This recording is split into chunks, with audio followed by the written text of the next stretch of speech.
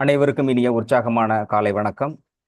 ஆஹ் நம்மளோட நிகழ்ச்சியில வந்து நிறைய பேர் சில ஃபீட்பேக் வந்துட்டு இருந்தது. எல்லாம் பாசிட்டிவா சொல்லிட்டு இருந்தேன். சிலர் வந்து ஃபோன் பண்ணி சொல்லிட்டு இருந்தாங்க, "சார், நாங்களே எப்படியாவது தத்தி குத்தி அடுத்த இடத்துக்கு வரலாம் அப்படின்னு ஃபீல் பண்ணா, இந்த கர்மா கர்மான்னு நின்றால் பயம், எழுந்தால் பயம், நடந்தால் பயம், தூங்கினால் பயங்கிற மாதிரி எல்லாமே கர்மாங்கிறது ஒரு கில்ட்டி ஃபீலிங் மாதிரியே இருக்குதே.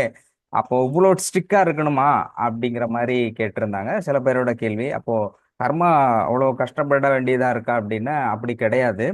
ஆஹ் சாரோட ஹைடெக்குங்கிறது ரியாலிட்டி ஏத்துக்கிறாங்க இல்லை அப்படிங்கிறத தாண்டி எது உண்மை அதை சொல்லணும் அப்படிங்கிற விஷயத்த வெளிப்படையா சொல்லிட்டு இருக்காங்க. பட் அப்படி எப்படி எடுத்துக்கிறங்க பொறுத்து தான் அது இருக்குது. அப்போ கர்மாவும் அப்படிங்கிறத பற்றியும் மற்ற விஷயங்கள் எல்லாத்தையும் தாண்டி இன்னும் வெளிப்படையா சொல்லணும்னா, கர்மா ஒரு ஓரமா தள்ளி வச்சிருவோம், கடவுளா அதையும் ஓரமா வச்சிருவோம். நாம இப்போ மகிழ்ச்சியா be present, live always happiness. இருக்கின்ற அந்த ஒவ்வொரு நொடியும் மகிழ்ச்சியாக வாழ வேண்டும். அதாவது உங்களை நீங்களே மகிழ்ச்சியாக வைத்துக் கொள்ள முடியாத பொழுது மற்றவர்களை மகிழ்ச்சியாக வைத்துக் கொள்ள முடியாது.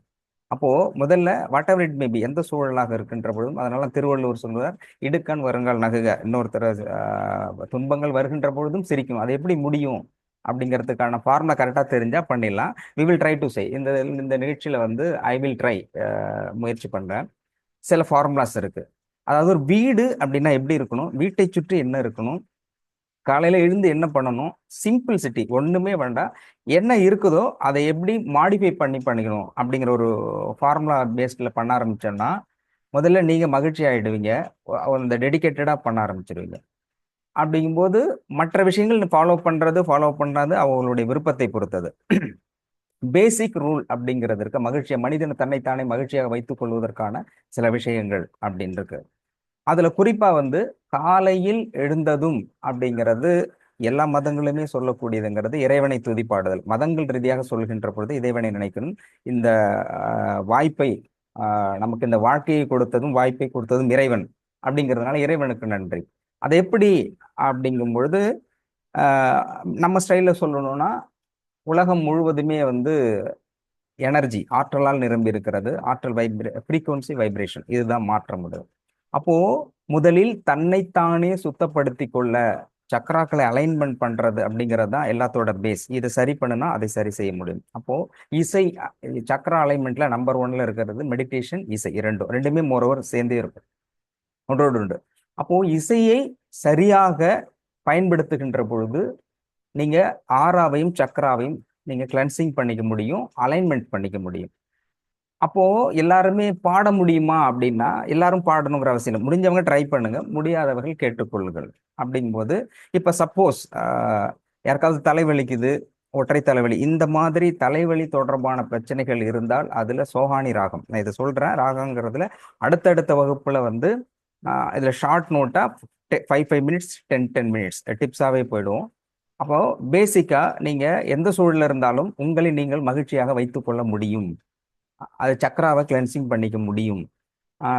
சார் சொல்ற அந்த மெடிடேஷன் மந்திரம் அந்த அந்த ஒரு இருந்தாலும் பேசிக்கா நமக்கு என்டர்டைன்மெண்ட்டா நம்மளை மாத்திக்கிறது அப்படிங்கிறது எப்படி அப்படிங்கிறது தலைவலிங்க. இந்த ராகம், அந்த ஒரு ராகம் அடுத்தடுத்து நான் கொடுத்துறேன். எந்தெந்த ராகம், எந்தெந்த பாடல், ஈவன் சினிமா பாடலாக இருந்தது, நமக்கு என்ன பிடிச்சிருக்கோ, நமக்கு என்ன தெரியுமோ, நமக்கு என்ன இருக்கோ உள்ளதை வைத்து நல்லதை செய்து கொள்ளுதல் அப்படிங்கிறது. அடுத்தது வந்து முட்டு வலி, மூட்டு வலி, அஜீரணம், இந்த இது வருங்கும்போது அசீஸ் பைரவ் அப்படிங்கிற ஒரு ராகம். மலச்சிக்கல் இருக்குது, மூல நோய் இருக்கிறது, அந்த மாதிரியாக இருக்கிறது பைரவி ராகம். இந்த வாயு தொல்லை, பசியின்மை, இந்த மாதிரி இருக்கும்போது ஜீவன்பூரி ராகம் அப்படிங்கிற ஒரு ராகம். பித்தப்பையில கல் இருக்குது அப்படின்னு சொன்னா தீபக் ராகம்.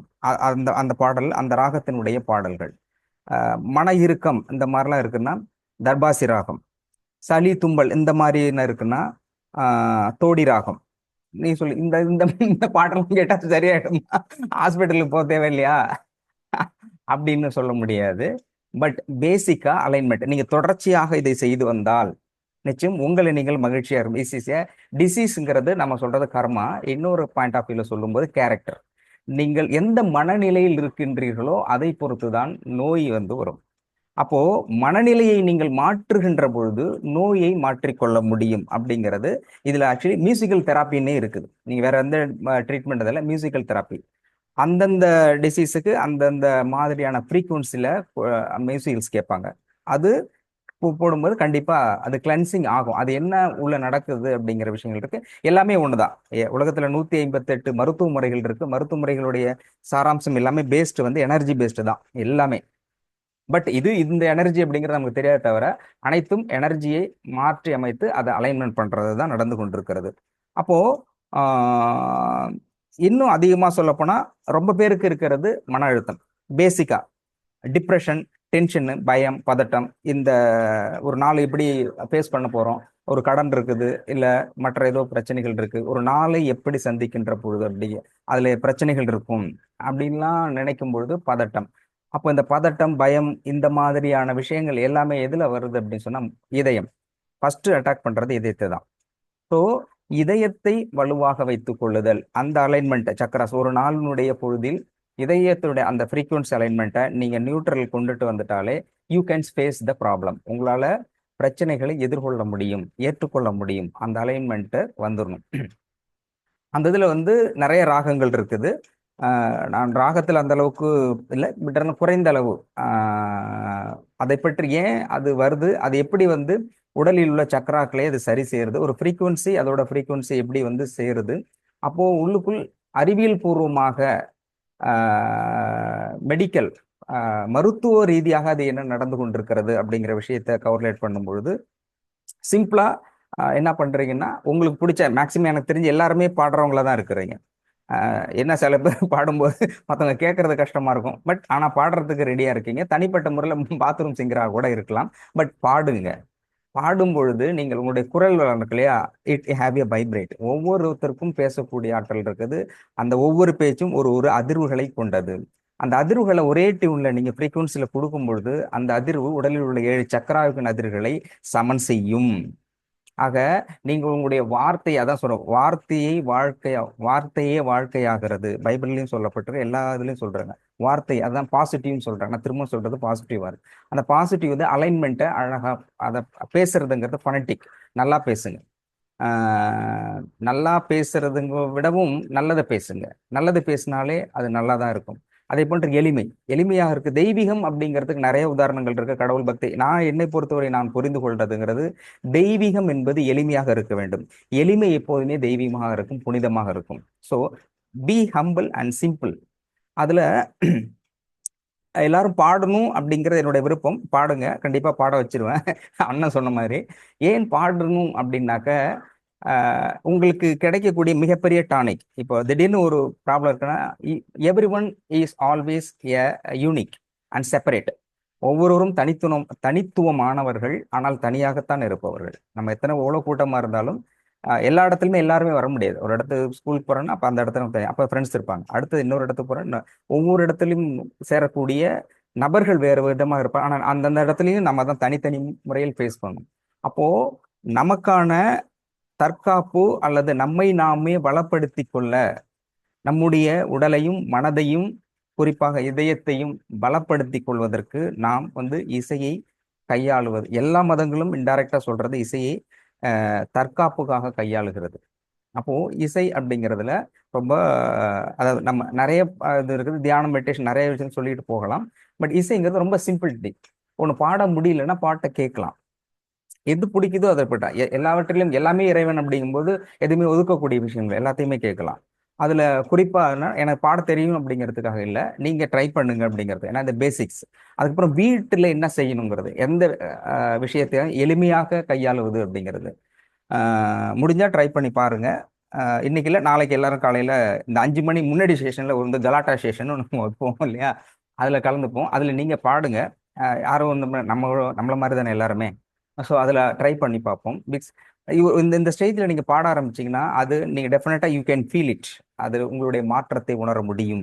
100% மட்டும் ஒரு எனக்கு தெரிஞ்ச 1 or 2 வீக்ஸுக்குள்ள 48 டேஸுக்கான அந்த ஃபார்முலா ஆல்ரெடி கிரியேட்டட். ஸோ நம்ம குரூப்பில் இருக்கக்கூடியவர்கள் தனிப்பட்ட முறையில் அவர்களுக்கான அந்த பிரச்சனை, ஒரு 3 பிரச்சனை மட்டும் தனியாக தீர்க்க முடியாதது அப்படிங்கிற மட்டும் தனிப்பட்ட முறையில் எழுதி அதுக்கு எப்படி கான்சென்ட்ரேட் பண்றது, அந்த 48 டேஸுக்குள்ள ரிசல்ட் எப்படி கொண்டுட்டு வர்றது அப்படிங்கிறது ஒரு எக்ஸ்பெரிமெண்ட் வி வில் ஸ்டார்ட். இன்னும் 1 வீக்ல ஸ்டார்ட் பண்ணிடலாம். அதில் வந்துட்டு உங்களுக்கு பிடித்த பாடல் எதுவாக இருந்தாலும் பாட முயற்சி பண்ணுங்க. நீங்கள் முயற்சி பண்ணுங்கிறதுக்காக ஐ வில் ட்ரையல்.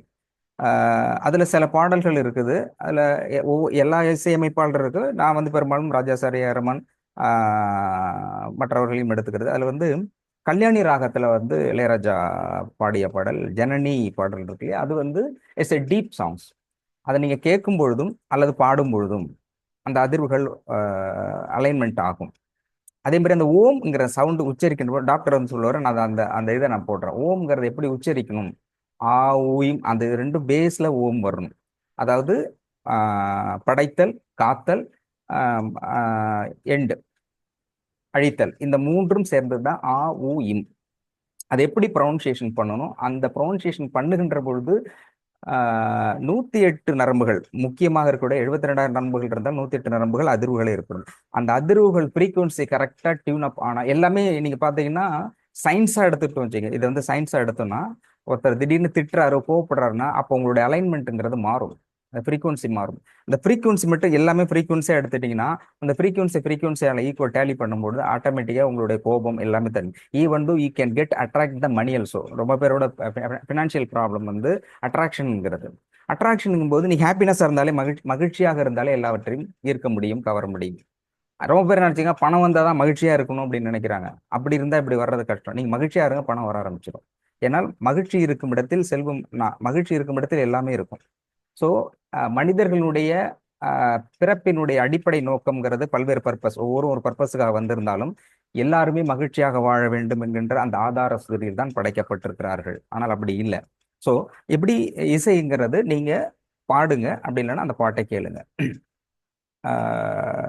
மன்னிக்கணும், ஏன்னா எனக்கு அந்த பாட்டு தெரியாது. பட் இருந்தாலும் இதன் மூலமாக சில மருத்துவ குணங்கள் இருக்குங்கிறத நான் சொல்றேன். எப்படின்னா பாட்டுங்கிறது ஒரு ஃப்ரீக்குவன்சிலெஸ், ஆரோகணம், அவரோகணம், ஆலாபனை, இந்த விஷயத்துல அப்படியே நோட் பண்ணிக்கோங்க, பாடுங்க. அதுல கல்யாணி ராகத்துல ராஜா சார் பாடுன, இளையராஜா சார் பாடுனங்கிறது தொடர்ந்து பேசலாம். அது வீடை எப்படி வைத்துக் கொள்ளுதல் அப்படிங்கிறதும் சின்ன சின்ன விஷயங்களில் இருந்து எப்படி நம்ம மகிழ்ச்சியாக வைத்துக் கொள்ளும் தொடர்ந்து பேசலாம். சீஃப் டாக்டர் வந்துட்டாங்க. நிகழ்ச்சி தொடரும். வணக்கம், நன்றி.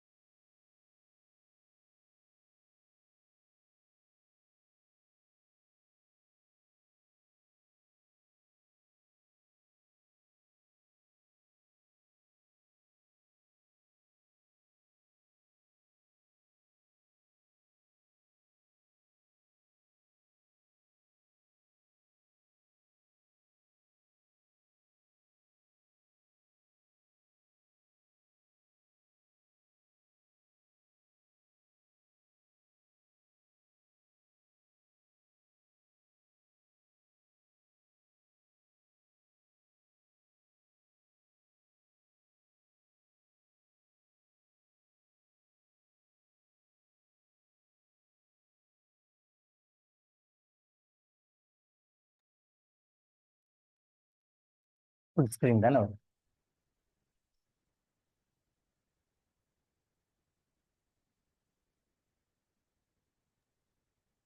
அனைவருக்கும் வணக்கம். அனைவருக்கும் வணக்கம். வணக்கம். வணக்கம் ஐயா. நேற்று குரு பூர்ணிமா, நிறைய பேர் வந்து வாழ்த்து செய்தி அனுப்பிச்சிருந்தீங்க. நேர்லையும் வாட்ஸ்அப்லேயும் பர்சனலாகவும் குரூப்லேயும் நிறைய பேர் மெசேஜ் போட்டிருந்தீங்க. நேர்லையும் மெசேஜ் நிறைய பேர் சொன்னாங்க. அனைவருக்கும் நன்றி. பார்த்து சொன்ன அனைவருக்கும் நன்றி. அதாவது மாதா பிதா குரு தெய்வம்னு சொல்லியிருக்கோம். ஒரு ஒரு பெண் வந்து மாதாவாக மாறும் பொழுது, அம்மாவாக மாறும் பொழுது தான் வந்து அந்த படைப்பினை நோக்கம் முழுமை பெறுகிறது. ஏற்கனவே சொல்லியிருக்கோம்.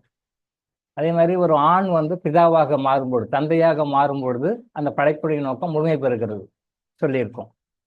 அதே மாதிரி மாதாவாக பிதாவாக இருக்கின்ற எல்லாருமே, அல்லது மாதா பிதா ஆக முடியாம தவிர்க்க முடியாத சில கர்மிக் ரீசன்ஸுக்காக மாதாவாக பிதாவாக மாற முடியாமல் இருக்கும், அப்பாவாக அம்மாவாக மாற முடியாமல் ஸ்டெப்ஸ் ஒன்று இருக்கும். அது due to our karmic reasons. அதை கிளியர் பண்ணும். That had to be cleared. எப்படியாக இருந்தாலும் எல்லாருமே வந்து குருவாக மாறிதான் ஆகணும். குருவாக மாறித்தான் ஆகணும். எல்லாருமே மனிதர்களாக பிறந்த அனைவருமே குருமார்களாக மாறியே ஆகணும். அப்ப அந்த குருமார்களாக மாறின பிறகு அவங்களே தெய்வங்களாக மாற வேண்டும், தெய்வமாக மாறணும். Sir, is it possible? முடியுமா சார்? நடக்கிற விஷயமா? நடக்கிற விஷயம்தான். இதை ஒரு சிவாஜி கணேசன் நடித்த படம் மனிதனும் தெய்வமாகலாம் பேர் இருக்கும். மனிதனும் தெய்வமாகலாம். அது சினிமாவுக்கு வச்ச டைட்டில் கிடையாது, பட் அது உண்மை. ரியலா எல்லாருமே வந்து மனிதனும் தெய்வம் ஆகலாம்.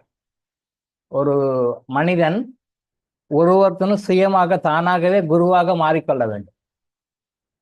குருவாக மாறி அதுக்கு பிறகு குருவாக மாறின பிறகுதான் அந்த தகுதி அவங்களுக்கு வரும். அவங்க வந்து தெய்வமாக மாற முடியும். குருவாக மாறாமல் யாருமே தெய்வமாக மாற முடியாது. படைப்பினுடைய அமைப்பு வந்து அப்படிதான் இருக்கு. எல்லாருமே சுயமாக குருவாக மாற வேண்டும். குருவாக மாறின பிறகு அவங்களே தெய்வமாக மாற வேண்டும். அப்பதான் அந்த பிரபஞ்சத்தினுடைய எண்ணம், இறைவனுடைய எண்ணம் வந்து முழுமை பெறுகிறது. இதுதான் மேட்டர். பட் இது யாருமே சொல்றது இல்லை. கர்மா எனர்ஜிங்கிற மட்டும்தான் நம்ம சொல்லிக் கொடுக்குறோம். இதுதான் உண்மை. அதே மாதிரி படிப்பு படிக்கிறோம், ஒரு யூஜி படிக்கிறோம், பிஜி படிக்கிறோம், எம்ஃபில் பிஹெச்டி பண்ணுறோம், அதோட முடிச்சிடுறோம். என்ன டிஃப்ரெண்ட்டாக பிஹெச்டி பண்ணலாம். நான் ஒரு 5 பிஹெச்டி முடிச்சிருக்கேன், பாரா பிஹெச்டி பண்ணிட்டு இருக்கேன். ஸோ நம்பர் ஆஃப் பிஹெச்டி வேணால் பண்ணலாம். ஓகே, 5 முடிச்சேன், பாரா பண்ணுவேன். இதுக்கு மேலே பண்ணோன்னா இறைவன் எப்படி சொல்கிறாரோ அது மாதிரி பார்ப்போம். அவருடைய விருப்பம் இருந்தால் இன்னமும் பண்ணுவேன். ஸோ இப்போ இந்த படிப்பு வந்து எப்படி முடியுதா, இதோட முடியுது அவ்வளோதானா? எல்லா பேர் நிறைய நினச்சிட்டு இருக்காங்க. அப்படி கிடையாது. படிப்பு அப்படின்றது வந்து நம்ம கற்றுக்கொள்ள வேண்டிய பாடம்ன்றது வந்து லைஃப்ல ஃபுல்லாகவே இருக்கு. நிறைய பேர் நினச்சிட்டு இருக்காங்க, படித்தோம் சார், யூனிவர்சிட்டியோட முடிஞ்சு போச்சு, ஸ்கூலோட முடிஞ்சு போச்சு, காலேஜோட முடிஞ்சு போச்சு, ஓவர். அப்படி இல்லை. ஒரு தனி மனிதனும், இந்த பூமியில பிறந்த எல்லா உயிர்களும் இறக்கின்ற வரைக்கும் அன்னைக்கு கூட இறக்கிறதுக்கு 10 நிமிஷம் முன்னாடி கூட சில லெசன்ஸ் எல்லாம் கற்றுக் கொடுப்பார். ஆக்சிடென்ட் கேஸ் மட்டும் கிடையாது எக்ஸெப்ஷன். பட் ஆக்சிடென்ட் இல்லாமல் மற்ற முறையில் எந்த முறையில் மரணம் அடைந்தாலும் இறப்பதற்கு ஒரு 10 நிமிடத்துக்கு முன்னாடி வரைக்கும் அவர் ஃபைனலாக ஏற்கனவே கிளாஸில் சொல்லியிருக்கேன், திருப்பி ரிப்பீட் பண்ணுறேன். அந்த சில விஷயங்கள்லாம் சொல்லி கொடுத்து மன்னிப்பு கேட்கலன்னா மன்னிப்பு கேட்க வச்சு, மன்னிப்பு கேட்கணும் அதோட வகத்தை மேலே புரிய வச்சு, அப்பயாவது நீ மன்னிப்பு கேட்டு உனக்கு கர்மாவை கிளியர் பண்ணிக்கோ அப்படின்ற மாதிரி அந்த லெசன்ஸை கொடுக்குறாரு. அப்போது லெசன்ஸ் வந்து வாழ்நாள் முழுவதும் கற்றுக்கொண்டு வருகிறோம். ஆனால் எப்படி கற்றுக்கிறோன்றதை நமக்கு தெரியல. நம்ம எல்லாம் எஜுகேஷன் இன்ஸ்டியூட்டோட விட்டுறோம். அப்படி கிடையாது. நேற்று குரு பூர்ணிமா, என்னுடைய குருமார்கள் சித்தர் பெருமக்கள் நேற்று ஃபுல்லாக எனக்கு பாடம் கற்றுக் கொடுத்தாங்க. நேற்று பகல்லாம் சாப்பாடே கிடையாது. காலைல சாப்பிட்டதோட சரி, நேற்று ஃபுல்லாக சாப்பாடே கிடையாது.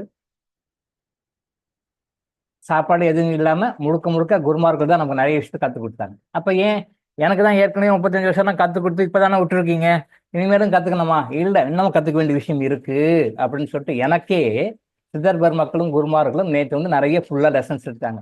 அந்த லெசன் இப்போ தான் ஒரு 5 நிமிஷத்துக்கு முன்னாடி தான் முடிஞ்சது. Before 15 minutes. அதான் எனக்கு கொஞ்சம் லேட்டாக வந்தேன். இப்போ தான் முடிஞ்சது. சரி போ அப்படின்னு சொல்லிட்டு பர்மிஷன் கொடுத்த பிறகு இப்போ நான் கீழே இறங்கி வந்து உங்களுக்கு லெசன். ஸோ ஸ்டில் எனக்கே கூட அந்த பாடங்களை கற்றுக் கொடுக்குறாரு. அப்படின்னா என்ன விஷயம் அப்படின்னா, கற்றுக்க வேண்டிய விஷயம் நிறைய இருக்குது. தினமும் நம்ம கற்றுக்கிட்டு இருக்கோம்.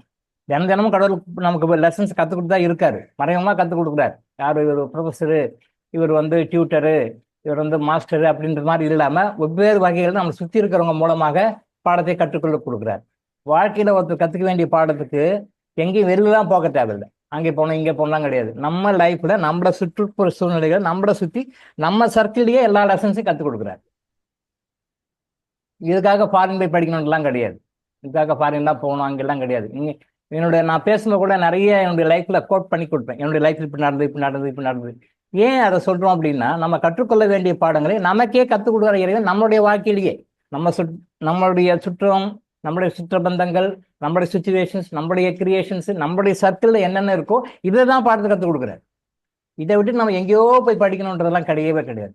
உங்களுடைய பர்சனல் லைஃப்ல ஒருத்தருடைய வாழ்க்கையிலையும் நீங்கள் வாழ்க்கையில் கற்றுக்கொள்ள வேண்டிய பாடங்களை எல்லாமே இறைவன் உங்கள் மூலமாவே தான் கற்றுக் கொடுக்குறாரு. உங்க சர்க்கிள்லேயே தான் கற்றுக் கொடுக்குறாரு. எங்கேயும் வெளில போகணுன்ற அவசியம் எல்லாம் கிடையாது. எங்க வீட்டில் சொன்னாங்க, எங்க ஒய்ஃப் சொன்னாங்க, அண்ணன் பிள்ளைங்கள்லாம் வந்து அமெரிக்கா கணக்கு படிக்க போறாங்களாம், தங்கச்சி பிள்ளைங்கள்லாம் இங்கிலாந்து கணக்கு படிக்க போறாங்களாம், அவங்க கூட பிறந்தவங்க. இப்போ நாம எந்த கண்ட்ரிக்கு அனுப்பலான்னு கேட்டாங்க ஒரு டைம். அண்ணன் பிள்ளைங்க அமெரிக்காவுக்கு போறாங்க, ரைட், ஓகே, அவங்க எய்ம் அது அமெரிக்காவில் படிக்க வைக்கணும். தங்கச்சி பிள்ளைங்க எல்லாமே இங்கிலாந்துக்கு அனுப்ப போறாங்க, லண்டனுக்கு அனுப்பி படிக்க வைக்கிறாங்க. நாம எந்த கண்ட்ரி போய் அனுப்பலாம்? நீ ஏமா அந்த கண்ட்ரிக்கு அனுப்ப, நான் இங்கேயே படிக்க வைக்க அப்படின்னு. அவங்கெல்லாம் ஃபாரின் கண்ட்ரி அனுப்பிச்சு படிக்கும்போது நாம எப்படி நாம இங்கே படிச்சா எப்படி நம்ம ஸ்டேட்டஸ், அவங்களுக்கு ஒரு ஸ்டேட்டஸா அவங்கெல்லாம் போய் படிக்க வைக்கிறாங்க, நம்ம ஸ்டேட்டஸ் இல்லை, நாம எங்கே நாங்கள் வேறெல்லாம் படிக்க வைக்கிறோம். அந்த வேலைலாம் வேணா இந்தியாவிலே படிக்கட்டும், அதுவும் தமிழ்நாட்டிலே படிக்கட்டும். இந்தியாக்கெல்லாம் கூட, இந்தியாவில் அதர் ஸ்டேட் கூட வேண்டாம். சரி, டெல்லி எதுக்கு டெல்லி அனுப்பணும், டெல்லியில் அனுப்பணும், இங்கேயே படிக்கும், தமிழ்நாட்டிலே படிக்கும் அப்படின்னு சொன்னேன். தமிழ்நாட்டில் தான் படிக்க வச்சிருக்கேன் 2 பேரையும். தமிழ்நாட்டிலேயே படிங்க, இங்கேயே போதும், இந்த படிப்பே போதும், உனக்கு ஃபாரினில் போய் கற்றுக்க படிக்கலாம், இங்கேயே கற்றுக் கொடுத்துடலாம் நம்ம அப்படின்னு. அப்போ அவங்கெல்லாம் போகிறாங்க, அவங்க போகிறாங்க, போட்டும், ஓகே. அவங்க என்ன நினைக்கிறாங்க, இங்கெல்லாம் இல்லாத படிப்பு அங்கே போய் கற்றுக்கலாம்னு நினைக்கிறாங்க. பட் நம்மளுடைய கான்செப்ட் என்னன்னா, எல்லா படிப்பும் இங்கேயே இருக்கு, இங்கேயே கற்றுக்கலாம், இதே போதும், இந்த இங்கே கற்றுக்கிற லைஃபே உங்களுக்கு லைஃப் பல ஜென்மங்களுக்கு போதும், வெளியே அனுப்ப வேண்டாம். அது வந்து ஒரு மற்றவங்கள பார்த்து கற்றுக்கிறது தான். நம்ம இப்படி இருக்கணும், இப்படி இருக்கணும். நிறைய பேர் இப்படி தான் வீணாக போகிறாங்க. ஏன்னா ஒருத்தரும் ஒரு கர்மாவோட வராங்க, எல்லாரும் இண்டிவிஜுவல் கர்மாவோட. நம்ம சொல்லியிருக்கோம் ஏற்கனவே, உலகத்தில் இருக்கிற அத்தனை மில்லியன் பீப்புளுக்கும் 800 கோடி மக்களுக்கும் அவங்க தனித்தனியாக டிஃப்ரெண்ட் கர்மா, டிஃப்ரெண்ட் கைரேகை. ஒருத்தர் கைரேகை மாதிரி இன்னொருத்தர் கைரேகை இருக்காது, ஒருத்தர் மாதிரி ஒருத்தர் இருக்காது. ஒரே டைமில் பிறக்கிற குழந்தை கூட, இரட்டை குழந்தைகளாக பிறக்கணும் கூட, அதோடைய சாய்ஸஸ் பாருங்க, இதனுடைய விருப்பம் ஒரு மாதிரி இருக்கும், அதோட விருப்பம் ஒரு மாதிரி இருக்கும். ஒரே டைம்ல ஒரே அப்பாவுக்கு ஒரே அம்மாவுக்கு பிறந்த ஒரே இரட்டை குழந்தைகளுடைய என்டையரா டிஃப்ரெண்ட்டாக இருக்கும். அவங்களோட ஹிஸ்ட்ரி பாருங்க, லைஃப் ஹிஸ்ட்ரி பாருங்க. ஒரு குழந்தை நல்லா சந்தோஷமா ஹாப்பியாக இருக்கும், இன்னொரு குழந்தை கஷ்டப்படும். என்னுடைய ப்ளஸ் மைனஸ் இதுக்கு வேறு மாதிரி இருக்கும், இது ப்ளஸ் மைனஸ் வேறு மாதிரி இருக்கும், வெறுப்புகள் மாறி மாறி தான் இருக்கும். அப்போ ஈவன் ஒரு செகண்ட் சொல்கிறோம், ஒரு செகண்ட், இந்த செகண்டையே பலாயிரக்கணக்கான பிரிவுகளாக பிரிக்கிறாங்க மக்கள். இறைவன் வந்து பிரித்து வைக்கிறார். அப்போ மக்கள் அப்படி தான் இருப்பாங்க. ஸோ அந்த பாடங்கள் கற்றுக்கொள்ள வேண்டி நம்ம லைஃப்பில் கற்றுக்கணும்.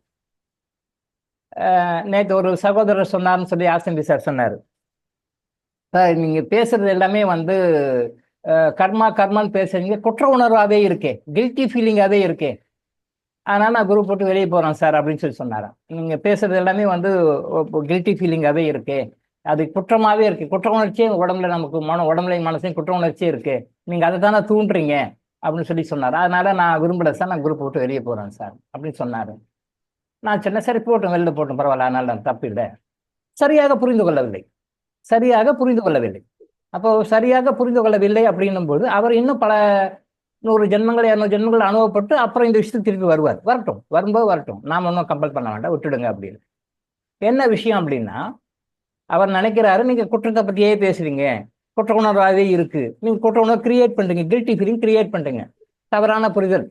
அந்த புரிதல் சரியான புரிதல் வரும், பல 100 ஜென்மங்கள் கழித்து அது சரியான புரிதலுக்கு வருவார். அப்போ நாம இப்போ சரியான புரிதலுக்கு வரோம்னா நாம் கொடுத்து வச்சவங்கன்னு அர்த்தம். we are saving so many numbers of birth, பல வகையான எண்ணிக்கையான பிறப்புகளை வந்து குறைக்கிறோன்னு அர்த்தம். we are lucky, we are very very lucky. கர்மா பற்றி புரிஞ்சு லக்கி. அப்ப குற்ற உணர்வுகள் அப்படின்னு சொல்லி சொன்னா, குற்ற உணர்வை உருவாக்கி நீ குற்றவாளி தப்பு பண்ணியிருக்கே அப்படின்றது நம்ம சொல்லலை. அவர் தப்பாக புரிஞ்சுக்கிறார், அவருடைய கர்மாவனை அவர் தப்பா புரிஞ்சுக்கிறார். என்ன விஷயம் அப்படின்னா, ஒரு மனிதன் பூமியில பிறக்கிறான் அப்படின்னாலே ஏதோ நெகட்டிவ் கர்மா இருக்கிறனால தான் பூமிக்கு பிறக்கிறான். குற்றம் இருக்கு, அது தப்பு இல்லை. எல்லாருமே குற்றத்தோடு தான் பிறக்கிறாங்க. குற்றம் இல்லைன்னா பூமிக்கே வரமாட்டான், பூமியில மனுஷனாவே பிறக்க மாட்டான். அந்த 0.001% 100% இருக்கும், பர்சன்ட் டு பர்சன்ட் வேரி ஆகும். அப்ப அந்த குற்றத்தை போக்கி பெர்ஃபெக்ட் ஆகிறது எப்படின்னு தான் நம்ம சொல்லி கொடுக்குறோம். நீ குற்றவாளியாவே இரு, கில்ட்டி ஃபீலிங்காவே இரு அப்படின்னு சொல்லலை. அந்த அந்த நினைப்பில இருந்து வெளியே வந்துடணும். இப்ப இயேசு எடுத்துக்கோங்க, அவர் வந்து படுகொலை செய்யப்பட்டார், சிலுவையில் அறைந்து படுகொலை செய்யப்பட்டார். எதுக்காக அவர் அப்படிப்பட்ட படுகொலை செய்யப்பட்டார்? அவர் என்ன ஃப்ராடு பண்ணாரா, ஏமாத்தினாரா, பொய் சொன்னாரா, யார் பணத்தை ஏமாத்தினாரா, இல்லை கிரிமினல் அஃபென்ஸ் ஏதாவது பண்ணாரா, கொலை குற்றம் என்னென்ன இருக்கோ நாட்டில் சொசைட்டி என்னென்ன ஏதாவது பண்ணிருக்காராக, ஏதாவது ஒரு அலிகேஷன் சொல்ல முடியுமா இயேசுநாதர் மேல? அப்புறம் ஏன் ரொம்ப கொடுமையாக கொல்லப்பட்டாரோ? நீங்க மற்ற மத ஆன்மீகவாதிகள், மற்ற குருமார்கள் எல்லாத்தையும் பாருங்க. ஏன் ரொம்ப கொடுமையாக கொல்லப்பட்டார்? படுகொலை, அது சாதாரணமான கொலை இல்லை, படுகொலை. ஏன் கொல்லப்பட்டார்? அப்ப ஏதாவது தப்பு பண்ணாரா அவரு? இல்லை. ஏன் அப்ப சொல்றாரு, மக்களாகிய நீங்கள் செய்த பாவங்களை நான் சுமக்கிறேன்றார். மக்கள்னா கிறிஸ்டியன்ஸ் மட்டும் கிடையாது, இந்த பூமியில பிறந்த எல்லா மக்களுமே செய்கின்ற பாவங்களை நான் எடுத்துக்கொள்கிறேன் அப்படின்றாரு. அப்ப அந்த பாவத்துக்கு ஒரு பனிஷ்மெண்ட் உண்டு இல்லையா? பாவம்னா பனிஷ்மெண்ட் உண்டு. அந்த பனிஷ்மெண்ட்டை இவர் எடுத்துக்கிறார். பனிஷ்மெண்ட் எடுத்துக்கிறார். அப்போ மக்களாகிய நாம் எல்லாருமே, திரும்பவும் சொல்றேன், நாட் ஓன்லி கிறிஸ்டியன்ஸ், எல்லாருமே இந்த உலகத்துல பிறந்த எல்லா மக்களுடைய அந்த நெகட்டிவ் கர்மா அவர் எடுக்கிறார்.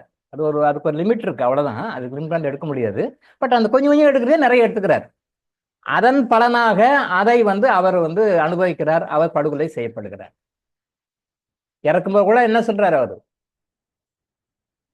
என்ன சொல்றார்? பிதாவே, தாங்கள் என்ன செய்கின்றோம் தெரியாமல் செய்து கொண்டிருக்கிறார்கள். நாம என்ன பண்றோம்? நம்ம தப்பு பண்ணிட்டு இருக்கோம். நம்ம பண்றது ஒரு தெய்வ ஆத்மா, இந்த ஆத்மாவை நம்ம கொலை பண்றோம் அப்படின்னு அவங்களுக்கு தெரியல. அவங்க என்னமோ சாதாரணமா கொலை பண்ணிட்டு இருக்காங்க. அந்த கொலையே தப்பு. அது இப்பேற்பட்ட ஒரு ஆத்மாவை கொலை பண்ண பெரிய தப்பு. ஸோ தாங்கள் என்ன செய்கின்றோம் என்று தெரியாமல் இவர்கள் செய்கிறார்கள். பிதாவே, இவர்களை மன்னியும்ன்றார்.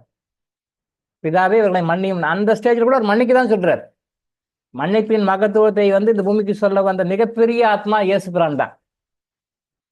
மற்ற மதங்களை சொன்னா கூட அது பிராக்டிக்கலா லைவா எக்ஸாம்பிளா இருந்தவர் இயேசு பிரான் தான். அந்த இடத்துல நாம தான் என்ன பண்ணுவோம் சொல்லுங்க?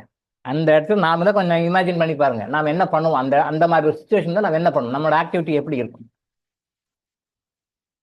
தாங்கள் என்ன செய்கின்றோம் தெரியாமல் செய்து கொண்டிருக்கிறார். என்ன செய்யறோம், என்ன பண்ற தப்புன்னு புரியல அவங்களுக்கு. பரமபிதாவே, அவர்களை மன்னியும் கேட்கிறார். இந்த மன்னிக்கு மனப்பான்மை நமக்கு வந்துடுச்சு அப்படின்னா நம்ம லைஃப்ல கஷ்டம் பட மாட்டோம். இதை சிம்பாலிக்கா உணர்த்ததுக்கு தான் அவர் வர்றாரு. அவர் தேவனுடைய மைந்தன், தேவ மைந்தன், கடவுளுடைய மைந்தன். கடவுள் யெகோவான்னு வச்சுக்கிட்டோம்னா அவருடைய மைந்தன் இவர். அப்போ அவங்க நினைச்சா நல்கை பண்ணிட்டு போயிடலாமே, அதெல்லாம் ஒன்றும் இல்லை. Don't care. ஏன்னா கிரியேட்டர் அவங்க தான். அவங்க நினைச்சா என்ன பண்ணலாம். ஆனா என்ன சொல்றாங்க? கர்ம விதின்றது மறைமுகமா வருது. அது இந்து மதத்துல கர்ம விதி டைரக்டா சொல்றாங்க, கிறிஸ்டியானிட்டில மறைமுகமா வருது. இந்த பேரை யூஸ் பண்ணாலும் அதை சொல்றாங்க. அப்ப மக்கள் செய்கின்றார்கள், மக்கள் பாவிகள் தான். நான் பாவிகள் இல்லைன்னு சொல்ல முடியாது. இப்ப இவர் சொன்ன மாதிரி, இந்த சகோதரர் சொன்ன மாதிரிலாம் சொல்ல முடியாது. பாவிகள் தான் இங்க பிறக்கிறோம். ஆனா எதுக்கு பிறக்கிறோம்? பாவியாவே இருப்பதற்கு பிறப்பதில்லை.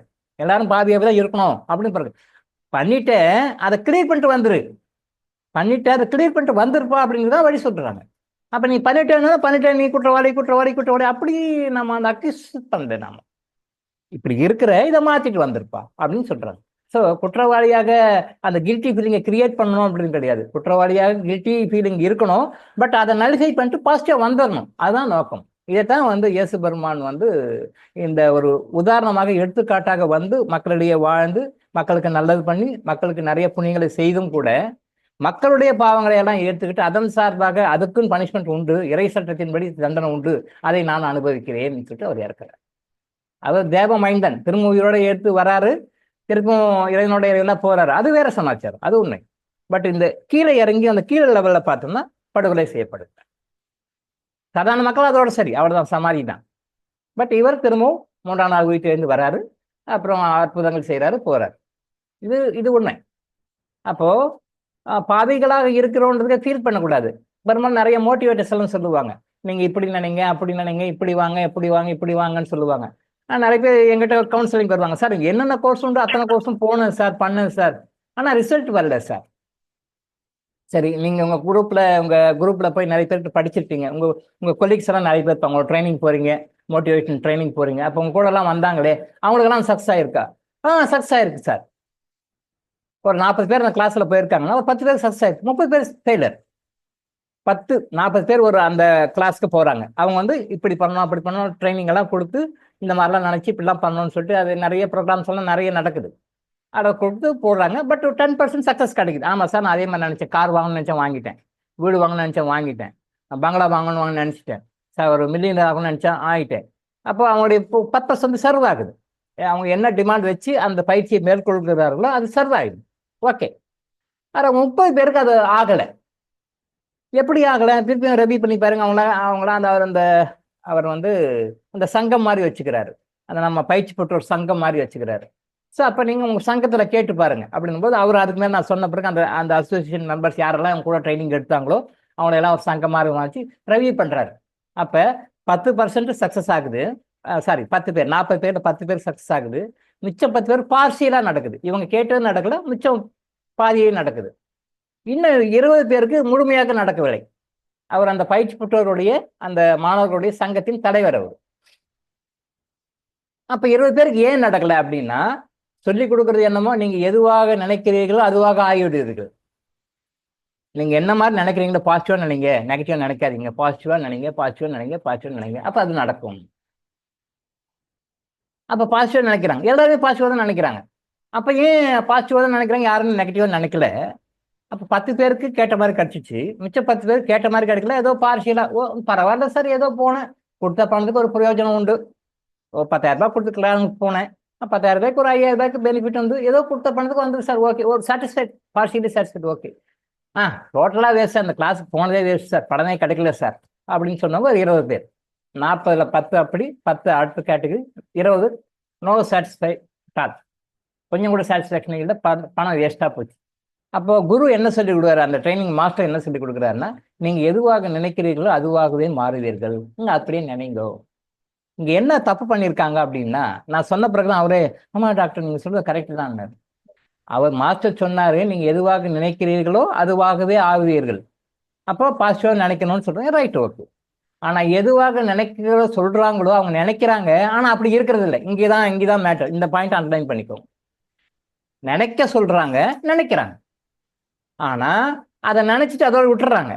அதுக்கு பிறகு அவங்க எப்படி இருப்பாங்க, மனசு நிலை எப்படி இருக்கும் அப்படின்னா, அந்த எப்படி இருக்கிறீர்களோ அதுதான் நிர்ணயம் பண்ணுது. இது கொஞ்சம் புரிஞ்சுக்கிறது கஷ்டமா இருக்கும், பட் கொஞ்சம் நல்லா பொறுமையா உள்வாங்கினீங்கன்னா புரிஞ்சிடும்.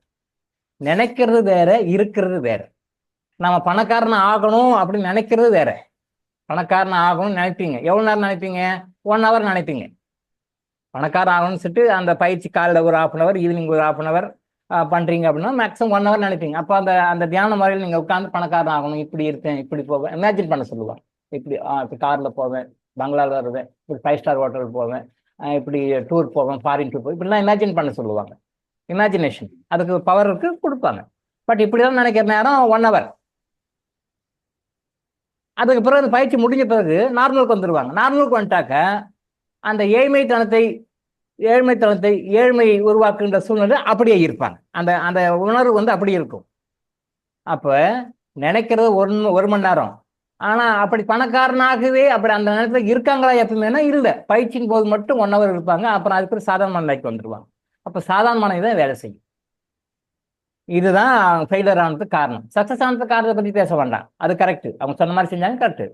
ஏன் அதை சொன்ன மாதிரி செஞ்சு ஃபெயிலியர் ஆகுறாங்க அப்படின்னு சொன்னா, நாம எதை நினைக்கிறோமோ அப்படியே 24 hours இருக்கிறது இல்லை. நினைக்கிறது பயிற்சியில 1 hour பயிற்சி பண்றீங்க, அந்த டைம்ல நீங்க இருக்கிறீங்க. அதுக்கு பிறகு சாதாரண வாழ்க்கையில லௌகிக வாழ்க்கை வரும்போது திருப்பி பழைய மென்டாலிட்டிக்கு வந்துடுறீங்க. அப்ப பழைய மென்டாலிட்டி வரும்போது மேஜர் ஹவர்ஸ் வந்து நீங்க இதுதான் ஸ்பெண்ட் பண்றீங்க, எப்படி இருக்கிறீங்களோ அப்படி ஸ்பெண்ட் பண்றீங்க. அதனால இதுதான் எக்ஸிக்யூட் ஆகும், சக்சஸ் கொடுக்கும் மொழிய. நீங்க ஏழ்மை மண்ணில இருந்து ஏழ்மை தான் இருக்கும், உங்களை விட்டு போகாது. நீங்க குற்றவாளி மண்ணில இருந்துன்னா குற்றம் தான் இருக்கும், நீங்க அதை விட்டு போகாது. நாம இந்த மண்ணில இருக்கக்கூடாது. குற்ற உணர்வை தூண்டுறீங்க, குற்ற உணர்வை மெயின்டைன் பண்றீங்க அப்படின்னு சொல்லிட்டு சொன்னார் இல்லையா ஒரு சகோதரர், அவர் இந்த நிலைமை தான் இருக்கிறார், இந்த மனநிலை தான் இருக்கார். ஏன்னா அவர் அதே ஃபீலிங்ல இருக்கிறார். நம்ம குற்ற உணர்வு. கர்மா எனர்ஜி ஹீலிங்கும் டாக்டர் இளங்கோ ஆயுஷ் ஹாஸ்பிட்டல் சொல்ற விஷயம் என்னன்னா, இதுல இருக்காதீங்க, இதுதான் உண்மைன்னு தெரிஞ்சுக்கோங்க, இருந்து மேலே வாங்கன்னு தான் நம்ம சொல்றோம். அவருக்கு கீழே இருந்தா அதுக்கு டாக்டர் இளங்கோ என்ன பண்ண முடியும்? டாக்டர் இளங்கோ ஆயுஷ் ஹாஸ்பிட்டல் என்ன பண்ண முடியும்? கர்மா எனர்ஜி ஹீலிங் என்ன பண்ண முடியும்? முடியாது. அது அவருடைய கர்மா, ரைட், ஓகே. இன்னும் பல ஜென்மம் கஷ்டப்பட்டு வரணும். பண்ணிட்டோம், நீங்க அந்த அந்த உணர்வுல இருக்காதீங்க, அதை விட்டு வெளியே வந்துருங்க. கர்மா எனர்ஜி ஹீலிங் நம்ம சொல்ற விஷயங்கள்லாம் நிறைய ஆச்சரியமா இருக்கும். வர வகுப்புகள்லாம் ரொம்ப ஆச்சரியமா இருக்கு. என்ன சார் இதெல்லாம் நம்புற மாதிரி இருக்கா அப்படின்னு நீங்களே கேட்பீங்க. இதெல்லாம் நம்புற மாதிரி இருக்கா சார்? என்ன சார் இது இப்படி சொல்றீங்களா? அநியாயமா. ஒரு விஷயமும் நீங்க நம்புற விஷயமா இருக்கணும், நீங்க ஏத்துக்கிற விஷயமா இருக்கணும், நீங்க அக்செப்ட் பண்ணிக்கணும் அப்படின்றதுலாம் கிடையாது. இதுதான் உண்மை. இறை சட்டத்தின் படி இதான் உண்மை. சின்ன சின்ன விஷயம் கூட இதெல்லாம் போய் ஒரு குட் கர்மா கிரியேட் பண்ணுமா? இதெல்லாம் கூடவா பேட் கர்மாவை கிளியர் பண்ணும்? ரொம்ப ஆச்சரியமா இருக்கும். அடுத்த வகுப்புல நீங்க பாருங்க, ஆச்சரியமா இருக்கும். நீங்களே கேட்பீங்க, என்ன சார் இதெல்லாம் ஒரு மேட்ரு, இதெல்லாம் போய் குட் கர்மா கிரியேட் பண்ணுமா சார்?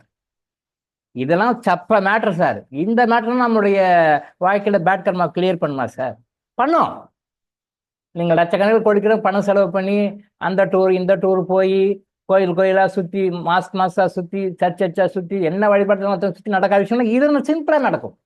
இது எப்படின்னா நம்ம லைஃப்ல டே டு லைஃப்ல அப்படி இருக்க வேண்டும், வாழ வேண்டும், அப்படி இருக்கணும். ஒரு ப்ராக்டிஸ் ஆகணும் மட்டும் நினைக்கிறது கூடாது. இப்போ அதுக்காக சொல்லுவார். கற்றுக்கொள்ள வேண்டிய விஷயங்கள் நிறைய இருக்கனால தான் நேற்று குரு பூர்ணிமானுக்கு குருமார்கள் அத்தனை பேரும் வந்து நேற்று எனக்கு கற்றுக் கொடுத்தாங்க நிறைய விஷயம். இப்போ வரைக்கும் ஒரு 1/4 மணி நேரம் 1/2 hour முன்னாடி வரைக்கும். அப்போ கற்றுக்கொள்ள வேண்டிய விஷயம் நிறைய இருக்கு. கில்ட்டி ஃபீலிங்கை யாரும் ஃபீல் பண்ணாதீங்க. பண்ணிட்டோம், அது வந்து வெளியே வரதுக்கான வழிகள் தான் நம்ம சொல்றோம். நீங்க குற்றவாளியாக இருங்கள் அப்படின்றது கில்ட்டி ஃபீலிங் கிடையாது. அந்த சகோதர புரியுமா, நீங்களும் தப்பா புரிஞ்சுக்காதீங்க. அது இருந்து வெளியே வர்றதுக்கு நம்ம என்ன செய்யணும்ன்றது தான். ஓகே. தென் தர்மம் வந்து எவ்வளோ பண்ணணும், பல வகுப்புகளில் சொல்லியிருக்கோம். 33% பண்ணுங்கன்னு சொல்றார் பகவான். 10%ஆவது கொடுங்கன்னு சொல்லி இறங்கி வர்றாங்க. ஸோ நீங்கள் என்ன பணம் சம்பாதிக்கிறீங்களோ அதில் 10% 33% வரைக்கும் நீங்கள் சேரிட்டி பண்ணலாம். 33%க்கு மேலேயும் பண்ணலாம். அதை நான் பண்ணுறேன், எல்லாரும் நீங்கள் பண்ணுங்க நம்ம சொல்ல முடியாது. எல்லாரும் பண்ணுங்க அப்படின்னு சொல்ல முடியாது. அது அவங்களுடைய இதை பொறுத்து. அப்போ வருமானத்தை எப்படி பண்ணணும்னா, டேக்ஸ் எல்லாம் கட்டி முடிச்ச பிறகு நெட் இன்கம்னு என்ன வருதோ அந்த இன்கம்ல நீங்கள் செலவு பண்ணணும். அதெல்லாம் கணக்கில் போடும். எல்லாமே போட்டு நெட் ப்ராஃபிட் உங்களுக்கு என்ன வருதோ அந்த நெட் ப்ராஃபிட்ல நான் 50% மேலே பண்ணுறேன். கணக்கு கிடையாது, மினிமம் 50. என்னுடைய இன்கம்ல என்ன வருதோ அதில் 50% ஆட்டோமேட்டிக்காக போயிடும். அதுக்கு நேரம் எக்ஸ்ட்ராவும் போகும். சில மாதங்களில் அதிகமாகவும் பண்ணுவோம். அது என்னுடைய பக்குவம். என்ன மாதிரி எல்லாருக்கும் நான் சொல்ல முடியாது. அது அவங்கவுங்களுடைய பக்குவம். அது அவங்கவுங்க வாழ்க்கையில் வாங்கிட்டு அந்த கர்மாவை பொறுத்து, நல்ல கர்மா கெட்ட கர்மாவை பொறுத்து அவங்கவுங்களுடைய பக்குவம். அது செஞ்சாலும் கேட்க போறது இல்லை, செய்யலனாலும் கேட்க போறது இல்லை. ஏன் செஞ்ச, எதுக்கு செஞ்ச, எவ்வளவு செஞ்ச, ஏன் பண்ணன்னு இறைவன் எதுவுமே கேட்குது. இறைவன் வந்து முழுக்க முழு சுதந்திரத்தை மனிதனுக்கு தான் கொடுத்துருக்காரு. முழு சுதந்திரத்தை மனிதனுக்கு கொடுத்துருக்காரு. அந்த முழு சுதந்திரத்தை மனிதன் தப்பாக பயன்படுத்தி அவன் வந்து பனிஷ்மெண்ட்டை அதிகப்படுத்திக்கிறான். அவ்வளோதான் விஷயம். சரியாக சுதந்திரம் கொடுக்கப்பட்டிருக்கிறது. அந்த சுதந்திரம் தவறாக பயன்படுத்தப்படுகின்றது மக்களால். சரியாக பயன்படுத்தி கொள்ளப்பட்டால் அது எங்கேயோ கொண்டு போய் விடும். இறைவனோட நம்ம சேர்த்து விட்டுரும். தவறாக அதை பயன்படுத்தப்படும் பொழுது அது ரொம்ப கீழே கொண்டு போய் விடும். அவ்வளோதான். இப்போ நாம எப்படி அது சரியாக கொடுக்கப்பட்ட சுதந்திரத்தை மற்றவங்களுக்கு யாருக்குமே கொடுக்காத மனிதனுக்கு மட்டுமே ஸ்பெஷல் ப்ரிவிலேஜாக கொடுத்துருக்காங்க. அந்த சுதந்திரத்தை மனிதன் எப்படி பயன்படுத்திக்கிறான்ன்றது அவங்களுடைய கர்மாவை பொறுத்து. அந்த சுதந்திரத்தை பாசிட்டிவாக பயன்படுத்தி பாசிட்டிவாக உயர்நிலைக்கு போகிறாங்களா, இல்லை அந்த சுதந்திரத்தை நெகட்டிவாக பயன்படுத்தி கீழே போகிறாங்களான்றது அவங்களுடைய கர்மாவை பொறுத்து. ஸோ தர்மம் அப்படின்றது வந்து 10% மினிமம், மேக்ஸிமம் 33%. அது என்ன மாதிரி எக்ஸ்டென்ஷனல் கேரக்டர் 50 எபவும் பண்ணலாம். அது அவங்களுடைய கருத்தை பொறுத்து. நான் எதுவும் சொல்றதுக்கு இல்லை. உங்கள் கர்மா தான் நிர்ணயிக்குமா எவ்வளோ பண்ணலாம், எப்படி பண்ணலாம்னு. யாருக்கு கொடுக்கக்கூடாது, யாருக்கு கொடுக்கணும், இது இன்னமும் நிறைய இருக்கு. அது கேள்வி புதுசாக வந்துட்டே இருக்கு. சர்ஜரி பண்ணுறவங்களுக்கு கொடுக்கலாமா அப்படின்னு சொல்லி கேட்டிருக்காங்க. சர்ஜரி பண்ணுறேன் அப்படின்னு சொல்லி சொன்னால் கொடுக்காதீங்க, அது நெகட்டிவ் கர்மா. சர்ஜரி பண்ணுறேன் அப்படின்னா அவங்களுக்கு எந்த காரணத்துக்கும் கொடுக்காதீங்க, அவங்க அனுபவப்பட்டு வரட்டும். ஏன் கொடுக்கக்கூடாது அது பற்றி கேட்ட ஒரு கிளாஸே எடுக்கும். இல்லை ஒரு நாட்டு பற்றி பேசவும் இருக்கும். சுருக்கமாக சொல்கிறேன், பின்னாடி அடுத்த வகுப்புகள் சொல்லுவோம். சர்ஜரி பண்ண போகிறேன் நான் அப்படின்னு சொல்லி கேட்டால் தயவு செஞ்சு கொடுக்காதீங்க. அது உங்களுக்கு நெகட்டிவ் கர்மா கிரியேட் பண்ணும். நான் வைத்திய செலவு பண்ணுறேன், ட்ரீட்மெண்ட் எடுக்கிறேன், மருத்துவத்துக்காக போகிறேன், வாய் வழியாக சாப்பிடக்கூடிய மருந்துல ட்ரீட்மெண்ட்டுக்கு போகிறாங்கன்னா அவங்களுக்கு நீங்கள் ஹெல்ப் பண்ணலாம், கொடுக்கலாம். வாய் வழியாக உணவு போகுது. இறைவனுடைய சட்டம் வந்து எந்த ஒரு மருந்தும் வாய் வழியாக தான் உள்ளே போகணும், வாய் வழியாக தான் உள்ளே போகணும். இல்லை அதர் வந்து இந்த அக்குப்ரெஷர், இந்த பிராணிக் ஹீலிங், ரைக்கி ஹீலிங் இந்த மாதிரி உங்களுக்கு பணம் கொடுக்கணும் அப்படின்னா கொடுக்கலாம், அதெல்லாம் கொடுக்கலாம். சர்ஜரிக்கு மட்டும் நீங்கள் கொடுக்க விட, அது நெகட்டிவ் கர்மா. அதை பற்றி பின்னாடி தொடர்ந்து ஒரு கேள்வி கேட்டாலும் சுருக்கமாக ஆன்சர் பண்ணிட்டேன். பட் பின்னாடி அது விளக்கமாக நான் சொல்கிறேன். அவங்க ஒரு ஆப்ரேஷன் பண்ண போகிறாங்க அப்படின்னு சொல்லி சொன்னால் அந்த ஆப்ரேஷனுக்காக நீங்கள் பணம் கொடுத்தீங்கன்னா அது உங்களுக்கு நெகட்டிவ் கர்மாவை கிரியேட் பண்ணும். ஏன்னா அவங்க ஆப்ரேஷன் பண்ணி அவஸ்தைப்பட்டு பாடங்களை கற்றுக்கொள்ள வேண்டும். ஆப்ரேஷன் பண்ணிட்டாலும் கூட அவங்க நரக வேதனை தான் அனுபவிக்கும், நல்லா இருக்குன்னு சொல்ல முடியாது. ஆப்ரேஷன் வந்து இட்ஸ் நாட் பெர்மனன்ட் ரெமெடி. அது பெர்மனன்ட் ரெமெடியே கிடையாது, டெம்பரரி ரெமெடி தான். இன்னும் சொல்ல போனால் இன்னும் காம்ப்ளிகேஷன் அதிகப்படுத்தும். அதுக்கு வந்து நீங்கள் அவங்களுக்கு சப்போர்ட் பண்ணுறீங்க அப்படின்னு சொன்னால் அது உங்களுக்கு நெகட்டிவ் கர்மா. பட் ஒரு மருத்துவத்திற்காக மருந்து சாப்பிட்றதுக்காக அவங்க எந்த சிஸ்டத்தில் மருந்து சாப்பிட்டாலும் பரவாயில்ல. அதர் தேன் சர்ஜரி, நீங்கள் எந்த ட்ரீட்மெண்ட்டில் யாருக்கு எந்த ட்ரீட்மெண்ட்டில் எடுத்தாலும் உள்ளுக்கு மருந்து சாப்பிட்றோம், வாய் வழியாக உணவுக்கு மருந்து சாப்பிட்றோம் அப்படின்னா அவங்களுக்கு நீங்கள் ஹெல்ப் பண்ணிங்கன்னா அது குட் கர்மம். அப்புறம் வந்து கை கால் ஊனமுற்றவர்கள் கேட்குறாங்க, அவங்களுக்கு நம்ம ஹெல்ப் பண்ணலாமா? தாராளமாக பண்ணலாம், கொடுக்கலாம். அப்புறம் பெண் குழந்தைகள் இருக்காங்க, கை கால் ஊனமுற்ற பெண் குழந்தைகள்லாம் இருக்காங்க, அவங்களுக்கு நாம கொடுக்கலாமா? கொடுக்கலாம், கண்டிப்பாக கொடுக்கலாம். அந்த கை கால் ஊனமுற்ற குழந்தைகள், அப்புறம் வந்து இந்த மாதிரி கை கால் ஊனமுற்ற பெண் குழந்தைகள், இவங்களுக்கெல்லாம் ஹெல்ப் பண்ணுறீங்க அப்படின்னு சொன்னால் எல்லா நாளும் பண்ணலாம். தர்மத்துக்கு வந்து நேரங்காலம்லாம் ஒன்றும் கிடையாது. எப்போனாலும் எனி டைம் 24 hours 365 days பண்ணலாம். அதை ஸ்பெசிஃபிக்காக சாட்டர்டேஸில் பண்ணிங்கன்னா பலன் இன்னும் தான் அதிகமாகும். நிறைய விஷயங்கள் இருக்கு. இந்த உடல் ஊனமுற்றவர்கள் அப்படின்னு இருக்காங்கன்னா, அவங்க எந்த வகையில் உடல் ஊனமுற்றவர்களாக இருந்தாலும் அவங்களுக்கு வந்து நீங்கள் ஹெல்ப் பண்ணுறீங்க அப்படின்னு சொன்னால் வீல் சேர்லாம் வாங்கி கொடுக்கலாமா, இந்த ஸ்டிக்ஸ் எல்லாம் வாங்கி கொடுக்கலாமா அப்படின்னு சொல்லி ஒரு கேள்வி கேட்டிருந்தாங்க. வாங்கி கொடுக்கலாம், தினமும் வாங்கி கொடுக்கலாம், தப்பில்லை, அது குட்கர்மா தான். ஆனால் எப்போ வாங்கி கொடுக்கணும்? எல்லா நாளையும் வாங்கி கொடுக்கலாம், தவறு கிடையாது. அப்போ நீங்கள் அதை வாங்கி அவன் கையில் அந்த ஆத்மாக்கிட்ட நீங்கள் ஒப்படைக்கிற நேரம் வந்து சாட்டர்டேஸில் கொடுத்தீங்கன்னா என்னுடைய பலன் வந்து இன்னும் அதிகமாகும். நீங்கள் கொடுக்கக்கூடிய அந்த தான தர்மத்தினுடைய பலன் வந்து இன்னும் அதிகமாகும் சாட்டர்டேஸில் உடல் ஊனமுற்றவர்கள் கேஸில். பிளட் ட்ரான்ஸ்ஃபியூஷன், பிளட் எல்லாம் கொடுக்கக்கூடாது, ஆர்கன்ஸ் எல்லாம் கொடுக்கக்கூடாதுன்னு நான் சொன்னேன். என்ன சார் நீங்கள் இப்படி சொல்லிட்டீங்களே, பெரிய குண்டை போட்டிங்களே நான் ஆசிரியர் தம்பி சார், என்ன சார் இப்படி சொல்லியிருக்கலாமா, டப்பு இப்படி சொல்லிட்டீங்களே? அது உண்மை. இறை சட்டத்தை ஏற்றுக்கிட்டாலும் ஏற்றுக்கிறதுனால அதுக்கு வியாக்கியானம் சொன்னாலும் உண்மை தான். அதை சொல்றதுக்கு யாராவது ஒரு ஆள் வேணும் இல்லை? இவ்வளோ போல்டா தைரியமா இது தப்பு அப்படின்னு சொல்றதுக்கு ஒரு ஆள் வேணும் இல்லை? அதுக்கு தான் கடவுள் என்ன அனுப்பிச்சுட்ருக்கா, அதை நான் சொல்றேன். அது தவறு ஒன்றும் கிடையாது. மக்கள் ஏற்றுக்கிட்டாலும் சரி, ஏற்றுக்கிட்டாலும் சரி, கமெண்ட் சொன்னாலும் சரி, கமெண்ட் சொல்லனாலும் சரி, இதுதான் உண்மை. உடல் உறுப்பு தானம் எந்த காரணத்தை கொண்டு கொடுக்கக்கூடாது. எந்த உறுப்பை நீங்க தானம் செய்கிறீர்களோ அந்த உறுப்பு அடுத்த பகுதியில் உங்களுக்கு இருக்காது. இல்லை இருந்தாலும் அது பயன்படாது, வீணா போயிடும், அந்த உறுப்பு வேலை செய்யாது. இது கன்ஃபார்ம். ஏன் சார் அப்படி? அவன் அந்த உறுப்பு இல்லாம வாழணும்ன்றது கடவுளுடைய அவருடைய மேட்ரு வேற. அவருடைய சட்டத்தின்படி, இறை சட்டத்தின்படி அவன் அதை அனுபவிச்சே ஆகணும்.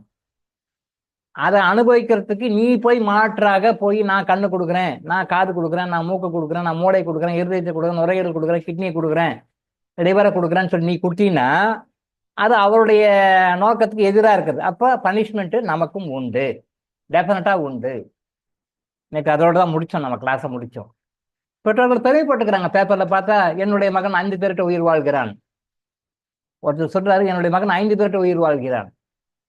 ஏன்னா கிட்னி ஒருத்தர் கொடுத்தாங்களாம், கண்ணு ஒருத்தர் கொடுத்தாங்களாம், ஹார்ட் ஒருத்தர் கொடுத்தாங்களாம், லங்ஸ் ஒருத்தர் கொடுத்தாங்களாம், லிவர் ஒருத்தர் கொடுத்தாங்களாம். இது பெருமைப்பட்டுக்கிறார். இது குரூப் கர்மா, இது குரூப் கர்மா. அவங்க சொல்லிட்டாங்க மூளைச்சாவு அடைஞ்சிச்சு, மூளைச்சாவு அடைஞ்ச பிறகு அந்த ஆர்கன் வந்து வச்சிடறோம் அப்படின்னு சொல்றாங்க. Right, okay. மூளைச்சாவு அப்படின்னா ஏதோ ஒரு சாவு, மூளைச்சாவு ஏதோ ஒரு சாவு. அந்த மூளைச்சாவு அடைந்த ஒருத்தனுடைய ஆர்கனை எடுத்து நீங்க அதை வச்சீங்கன்னா அந்த ஆர்கன் அந்த உடம்புல எவ்வளவு நாளைக்கு வேலை செய்யும்? எவ்வளவு நாள் வேலை செய்யும்? படிச்சவங்க நம்ம தெரியாம தப்பு பண்றோம், நம்ம அறிவாளின்னு நினைச்சு தப்பு பண்றோம். மனிதன் வந்து நம்ம ரொம்ப அறிவாளி, நம்ம தான் பிரில்லியன்ட், நம்மள மாதிரி ஒரு அறிவாளி யாருமே கிடையாது. மிக உயர்ந்த ஜீவன், மிக உயர்ந்த ஜீவன் தான் அது, ரைட், அது தப்பு கிடையாது. ஆனா அந்த ஜீவனா நம்ம நடந்துக்கிறோமானா இல்லை. ஆங்கில முறை மருத்துவம் மனிதனை இயந்திரமாக பார்க்கிறது. பல வகுப்புகளை சொல்லியிருக்கேன். ஆங்கில முறை மருத்துவம் மனிதனை இயந்திரமாக பார்க்கிறது. ஒரு பாட் கெட்டு போச்சா அந்த பாட்டத்துக்கு வேற போடும், இந்த பாட்டு தேஞ்சு போச்சா இந்த பாட்டத்துக்கு வேற போடும் அப்படின்னு பார்க்கும். அது தவறு. மனிதன் இயந்திரம் இல்லை. ஹோமியோபதி முறை மருத்துவமும் மற்ற முறை மருத்துவர்களும் மனிதனை மனிதனாக பார்க்கின்றன. மனுஷனா பார்க்குது. ஹோமியோபதியும் சரி, மற்ற முறைகள் மருத்துவ முறைகளும் சரி, எல்லாமே மனுஷனா பார்க்குது. அதில் ஒன்றும் எந்த பிரச்சனையும் எந்த குறையும் கிடையாது. சித்த மருத்துவம், ஆயுர்வேத மருத்துவம் ஒரு மனிதனை ஆன்மாவாக பார்க்குது. ஆன்மாவாக பார்க்குது. மனுஷன் எப்படி உண்டானவன், எப்படி உருவாக்கப்பட்டவன் தெரியும். உடல், மனம், ஆன்மா, இந்த 3 சேர்ந்தவன் தான் மனிதன். உடல், மனம், ஆன்மா, இந்த 3 சேர்ந்தவன் தான் மனிதன். இதோட காம்பினேஷன் தான் மனிதன். மனுஷனை பிரிச்சா 3ஆ பிரிக்கணும். அது இன்னும் சப்டிவிஷனாக போனால் 108 தத்துவங்களாக பிரிப்பார்கள். சித்தர்கள் வந்து மனுஷனை வந்து 108 தத்துவங்களாக பிரிப்பார்கள். 108 நீங்கள் பிரிச்சிங்கன்னா அப்படியே பிரிச்சிடலாம் தனித்தனியாக. அந்த 108 சரிங்க மனுஷன் உருவாக்கிடும். நீங்களோ நானோ யாராக இருந்தாலும் அந்த 108 சப்டிவிஷன் பண்ணிகிட்டே போனோம்னா நியூட்ரலாக வந்துடும், வெளியே வந்துடும், டோட்டலாக 0 வந்துடும். திருப்பி 108 அப்படி சேர்த்தும் பொழுது நம்ம மனுஷனாக வந்துடும். Integration, disintegration. இன்டகிரேட் பண்ணும்போது மனிதன், டிஸ்இன்டகிரேட் பண்ணும்போது மனிதன் இல்லாமல் அப்படி வெளியே போயிடும். திருப்பி அதை இன்டகிரேஷன் பண்ணால் மனுஷன். 108 தத்துவங்கள். அவ்வளோ சொன்னால் உங்களுக்கு கன்ஃபியூஸ் ஆகும். அது சித்தர்கள் தத்துவம். அது சாதாரண மனிதன் 3ஆ பிரிச்சிடும். உடல், மனம், ஆன்மா, இந்த 3 சேர்ந்தவன் தான். இது ஒண்ணு இல்லாம யாரும் மனிதன் இருக்கவே முடியாது. மனிதன் இருக்க முடியாது. ஆங்கில மருத்துவம் வந்து மனிதனை இயந்திரமா பார்க்கறது, அதனாலதான் ஃபெயிலர் ஆகுது. மற்ற முறை மருத்துவங்களும் மனிதனை மனிதனாக பார்க்கிறது. ஹோமியோபதி மருத்துவமும் இதுவும் மனிதனாக பார்க்கிறது. அதுலேயும் சில கேஸ்ல ஃபெயிலியர் ஆகிறதுக்கு காரணம் வந்து மனிதனை மனிதனாக மட்டும்தான் பார்க்கணும். அதனால we are getting failures.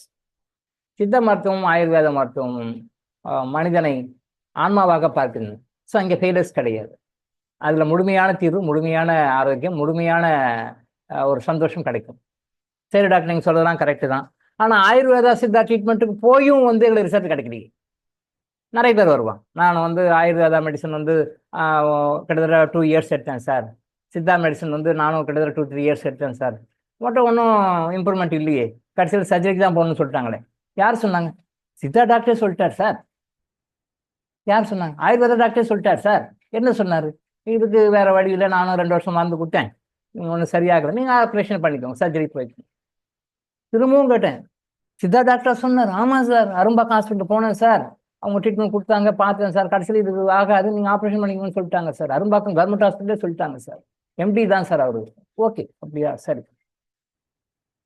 ஏன் அப்படின்னா சித்த மருத்துவம் ஆயுர்வேத மருத்துவம்ன்ற பேர்ல மூலிகை மருந்துகள் மற்ற முறை மருந்துகளை கொடுக்குறோம், ரைட்டு, ஓகே. ஆனா சித்த மருத்துவர்களும் ஆயுர்வேத மருத்துவம் எங்க மிஸ் பண்ணிடுறாங்க அப்படின்னா, அந்த கர்மா தியரின்னு ஒன்று வருது, அது படிக்கிறாங்க, பட் ப்ராக்டிக்கல் லைஃப்ல அப்ளை பண்றது இல்லை. எல்லா டாக்டர்ஸுமே, சித்த ஆயுர்வேத டாக்டர்ஸ் எல்லாருமே கோர்ஸில் சிலபஸ் இருக்கு, கர்மா பற்றி படிக்கிறாங்க. சித்தாலையும் இருக்கு, ஆயுர்வேதாலையும் இருக்கு. கர்மா பற்றி படிக்கிறாங்க, கர்மா என்ன பண்ணும், என்ன செய்யுது, அதை பற்றி படிக்கிறாங்க. பட் அந்த சிலபஸை வந்து எழுது மார்க்குக்காக மட்டும் எழுதி மார்க் வாங்கிட்டு வந்துடுவாங்க, அவ்வளோதான்.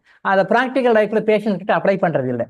தட்ஸ் வை, அதனால்தான் சித்த மருத்துவமும் ஆயுர்வேத மருத்துவமும் சில கேஸ்ல ஃபெயிலர் ஆகுது.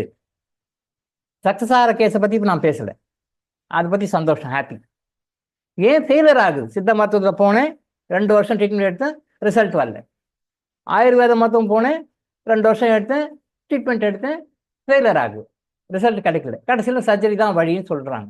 என்ன பண்றது? இங்க ஏன் ஃபெயிலர் ஆகுதுன்ற விஷயம் தான் சொன்னேன். சித்தா ஆயுர்வேதால யூனிவர்சிட்டியில் நாம் படிக்கும்போது, யூஜியும் சரி பிஜியும் சரி, கர்மாவை பத்தி படிக்கிறோம். அந்த கர்மா வந்து படிச்சு முடிச்சா அதோட அப்படி தியரியாவே விட்டுறோம். பேஷண்ட்ஸ் கிட்ட லைவா அதை அப்ளை பண்றது இல்லை, பேஷண்ட்ஸ் கிட்ட கர்மா பத்தி பேசுறது இல்லை, சொல்றது இல்லை. அதனால தான் சித்த மருத்துவம் ஆயுர்வேத மருத்துவம் ஃபெயிலர் ஆகுது சில கேஸ்க்கு. இங்க நாம என்ன பண்றோம், டாக்டர் இளங்கோ ஆயுஷ் ஹாஸ்பிட்டல் எடுத்தோன்னே முதல்ல கர்மா பத்தி தான் பேசும், மருந்தை பத்தியோ மற்ற சித்த பத்தி பேசுறதே கிடையாது. முதல்ல கர்மா தான். அந்த கர்மாவை பத்தி ஒரு அவேர்னஸ் கொண்டு வந்துட்டு அதுக்கு பிறகு தான் மருந்தே கொடுக்கும். நிறைய பேர் நினைக்கிறாங்க, டாக்டர்கிட்ட போனா கன்சல்டேஷன் உடனே, ரைட், டாக்டர்கிட்ட போனா உடனே மருந்து, டாக்டர்கிட்ட போனா உடனே கிறிஸ்டல், டாக்டர்கிட்ட போனா உடனே ஜெம்ஸ், எல்லாரும் உடனே கிடைக்கணும்.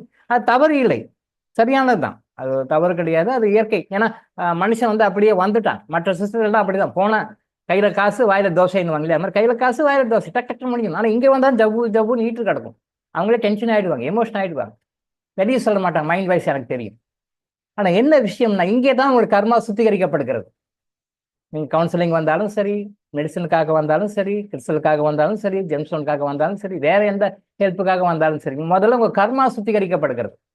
அந்த கர்மா கிளியரன்ஸுக்கு வந்து கிளியர் ஆன பிறகு, ஒரு சட்டன் 50-60% கிளியர் ஆன பிறகுதான் நான் உங்கள்கிட்ட கம்யூனிகேட் பண்ணி செய்வேன். அப்பதான் நான் சொல்றது நீங்க கேட்க முடியும், நான் சொல்றதை எடுத்துக்க முடியும். நான் மருந்து கொடுத்தாலும் யூஸ் பண்ண முடியும், நான் கிறிஸ்டல் கொடுத்தாலும் யூஸ் பண்ண முடியும், நான் ஜெம்ஸ்டோன் கொடுத்தாலும் யூஸ் பண்ண முடியும். இல்லை நான் வேற எந்த சொன்ன பரிகாரங்களை சொன்னாலும் உங்களால வந்து அப்பதான் அது பரிகாரமே பண்ண முடியும், செய்ய முடியும், அது வெளியே வர முடியாது. எடுத்த உடனே ஏன் சொல்ல மாட்டேன்டாரு, மாச கணக்கில் இழுக்கிறாரு, வார கணக்கில் இழுக்கிறாரு. என்ன காரணம்? வந்து நீங்க வச்சிருக்கிற கர்மம். நீங்க மேலே ஏறணும், மலை மேலே உச்சி மேலே ஏறணும், இமயமலைக்கு மேலே ஏறணும், எவரெஸ்ட்ல ஏறணும் அப்படின்னா நீங்க முதுக லோடு நிறைய வச்சிருக்கீங்க. 5 மூட்டை நம்ம ஸ்கூல் ஸ்டூடெண்ட்ஸ் வச்சிருக்காங்க பாருங்க, பேக் அது மாதிரி 10 பேக் 20 பேக் வச்சு மேலே ஏறணும்ன்றீங்க. என்னால ஏற முடியல, கஷ்டமா இருக்குன்றீங்க. என்னால ஏற முடியல, கஷ்டமா இருக்குனாதான் எங்க வரீங்க, கேட்குறீங்க என்ன பண்றது, என்னால ஏற முடியல. நான் என்ன பண்றேன், நீங்க ஏற முடியும், உங்க பேக்ல நிறைய பேக்ஸ் இருக்கு பின்னாடி, அதெல்லாம் கழட்டி வைக்கிறேன், எடுத்து வைங்கன்னு ஒன்னொன்னா எடுத்து வைக்கிறேன் நான். அப்ப யாரும் ஃப்ரீ பண்ணா அவங்க டக்கு டக்குன்னு மேலே போயிடுவாங்க. இந்த பேக் நீங்க வச்சிருக்கிறீங்க இல்லையா, இந்த பேக்கை எடுக்கிறதுக்கு எனக்கு டைம் ஆகுது. நிறைய பேக், ஒரு பேக் இருந்தா கழட்டிடலாம், 2 பேக் இருந்தா கழட்டிடலாம். நீங்க தலையிலிருந்து இடுப்பு கையில காலெல்லாம் போட்டு 20 பேக் வச்சுக்கோங்களேன், கர்மிக் பேக். அதெல்லாம் அத்தனை பேக்கை நான் கழட்டி கழட்டி எடுத்து வச்சு இதுக்கு மேலே நீங்கள் போகணும், அப்புறம் நீங்கள் ஏறுவீங்க. நிறைய பேர் என்ன பண்ணிருக்காங்க, மேலே ஏறும் ஒரு பேக் வச்சிருக்கவங்க இருக்காங்க, 2 பேக் வச்சு 100 பேக் வச்சிருக்கவங்களும் இருக்காங்க. ஒரு எக்ஸாம்பிளுக்காக சொன்னேன், ஒரு அண்டர்ஸ்டாண்டிங்காக. அப்போ அந்த 100 பேக்கையும் நான் கழட்டாதான் நீங்கள் மேலே போக முடியும். எப்போ தான் ஏற முடியும்? இன்னும் முடியாது. நீங்கள் இத்தனை பேக்கை பின்னாடி வச்சுருந்தா உங்களால் மேலே போக முடியும். That's why you are suffering. அந்த பேக்கை கிளியர் பண்ணி அந்த பேக்கை பெல்ட் எல்லாம் கழட்டி ஒரு பேக்கை தனியாக எடுத்து கழட்டுறதுக்கு தான் டைம் ஆகுது. மற்றபடி டாக்டர் வந்து உங்களுக்கு லேட் பண்ணணுன்றதோ உங்களுக்கு வந்து லேட்டாக பொறுமையாக இருக்க வைக்கணுன்றது தான் நோக்கம் கிடையாது. நீங்கள் பொறுமையாக இருக்கணும்னா உங்களுடைய பேக்கை கழட்டி வைக்கிறதுக்கு எனக்கு டைம் ஆகுது. பட் அதெல்லாம் சொன்னால் வருத்தப்படுவீங்க நீங்கள். இப்போது லைஃப்பில் எல்லாருமே பாசிட்டிவாக பாராட்டணும்னு வச்சுக்கோங்களேன். ஓ ரைட், ஓகே, நீங்கள் அப்படி இப்படின்னு சொல்லி பாராட்டணும், துதிச்சோம் அப்படின்னு வச்சுங்களேன், they are very happy. But internal உள்ளே போயிட்டு உங்ககிட்ட இவ்வளோ பிரச்சனைக்கு நெகட்டிவ் யாருமே அக்செப்ட் பண்ணிக்க மாட்டாங்க. அது மனித இயல்பு. அது ஒரு குறை சொன்னோம்னா, கண்டம் பண்ணோம்னா, இது இப்படி இருக்குது இது இப்படின்னு சொல்லி சொன்னோம்னா அது வந்து யாருமே அப்போஸ் பண்ணுவாங்க. அதை அப்போஸ் பண்ணுவாங்க. அதெல்லாம் இல்லை. அப்படி நீங்கள் பாராட்டி பாருங்க, சந்தோஷப்படுவாங்க. எதுக்காக பாராட்டுற, ஏன் பாராட்டுற, இது நியாயமா நியாயம் இல்லையா, நீ பாராட்டுற ரொம்ப அதிகம் கம்மி, எல்லாம் யாரும் சொல்லுவாங்க, எல்லாரும் சந்தோஷப்படுவாங்க. அது மனித இயல்பு. ஆனால் நீங்கள் ஒரு குறை சொல்லி பாருங்க, ஏறும் அப்படியே.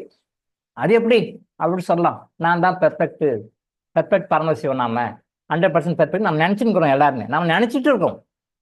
ஆனால் நம்ம பெர்ஃபெக்ட்னா அடுத்தவங்க தான் சொல்லணும். அடுத்தவங்க சொல்றதோட இறைவன் சொல்லணும். அடுத்தவங்க கூட சொல்லுவான், காரியம் ஆகணும் நீங்கள் பெர்ஃபெக்ட்னுவான், காரியம் ஆகி போச்சுன்னா பெர்ஃபெக்ட் இல்லைன்னுவான், அவன் கேட்ட மாதிரி பண்ணால் பெஸ்ட்டுன்னுவான், இல்லைன்னா மோசம்னுவான். மனுஷன் வந்து அவன் தேவைக்கு தகுந்த மாதிரி மாற்றி பேசுவான். நேரத்துக்கு ஏற்ப என்னென்னலாம் நடக்கணுமோ, காரியங்கள்லாம் ஆகணுமோ, அதுக்கு தகுந்த மாதிரி மனுஷன் மாறி பேசுவான். சுயம்பம் மனிதன் வந்து சுயம்பம் இருக்கணும். பட் இறைவன் சர்டிஃபிகேட் கொடுங்க, நீங்கள் எப்படி இருக்கிறீங்க அப்படின்றது. அந்த இறைவன் சர்டிஃபிகேட் கொடுக்கும்போது கொஞ்சம் நமக்கு நெகட்டிவாக தான் இருக்கும். நீ தப்புப்பா அப்படின்னு சொல்லும்போது நமக்கு நெகட்டிவாக தான் இருக்கும். நம்ம ஃபீல் என்னடா இப்படி சொல்லிட்டு, அதான் உண்மை. அப்போ யாரெல்லாம் வராங்களோ அவங்க பின்னாடி என்னென்னலாம் பார்த்தாங்களோ அதையெல்லாம் நம்ம சொன்னோம்னா ரொம்ப மனசு கஷ்டமாக இருக்கும். அதை நம்ம யாரும் சொல்றது இல்லை, அது சொல்லக்கூடாது. ஏதோ காரணமாக தவறு பண்ணிடுச்சு, அதுக்கு ரெக்டி பண்ணி வெளியே வர்றது எப்படி வழின்னா.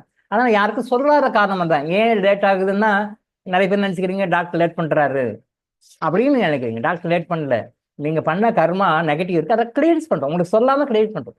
That's why it is getting delay. அவ்வளோதான், வேற ஒன்றும் கிடையாது. தயவுசெய்து தப்பாக புரிஞ்சுக்காதீங்க. டிலே பண்ணணும் அவசியமே கிடையாது. உங்களுடைய அந்த நெகட்டிவ் கர்ம மூட்டைகளை கழட்டுறோம், எடுத்து வைக்கிறோம். அதுதான் டைம் ஆகும். அந்த விஷயங்களை வந்து நம்ம எவ்வளோ கூட கிளியர் பண்ணிட்டு போறோமோ அவ்வளோதான். அந்த மூட்டைகள்லாம் கழிச்சிடணும். அப்போ நம்ம அடுத்த லெவலுக்கு போகணும். சாதாரணமாகவே நம்ம கையில் வெயிட் வச்சுக்கிட்டு எவ்வளோ தூரம் முன்னுக்கு போக முடியும், எவ்வளோ தூரம் மேலே போக முடியும், ஸ்பீடாக மேலே முடியாது. அதெல்லாம் எப்போ கழட்டி விட்டு ஃப்ரீயாக பண்ணி கடை வேகமாக ஸ்பீடாக பண்ணும். அதுதான் நம்ம வந்து சொல்றோம். ஸோ ஒரு உதாரணத்துக்கு சொன்னோம்னா, இப்போ உடல் ஊனமுற்றவர்கள் சொல்கிறோம், அவங்களுக்கு ஸ்பெசிஃபிக்காக தான தர்மம்லாம் பண்ணுங்கன்னு சொல்கிறோம். சனிக்கிழமை பண்ணுங்க, இன்னும் பவர் அதிகம்னு சொல்கிறோம். அதுக்கு காரணம் வேற, அது பின்னாடி வகுப்புகளை சொல்லுவோம். இப்போது அவங்க கஷ்டப்படுறாங்க பாவம்னு நினைப்போம்.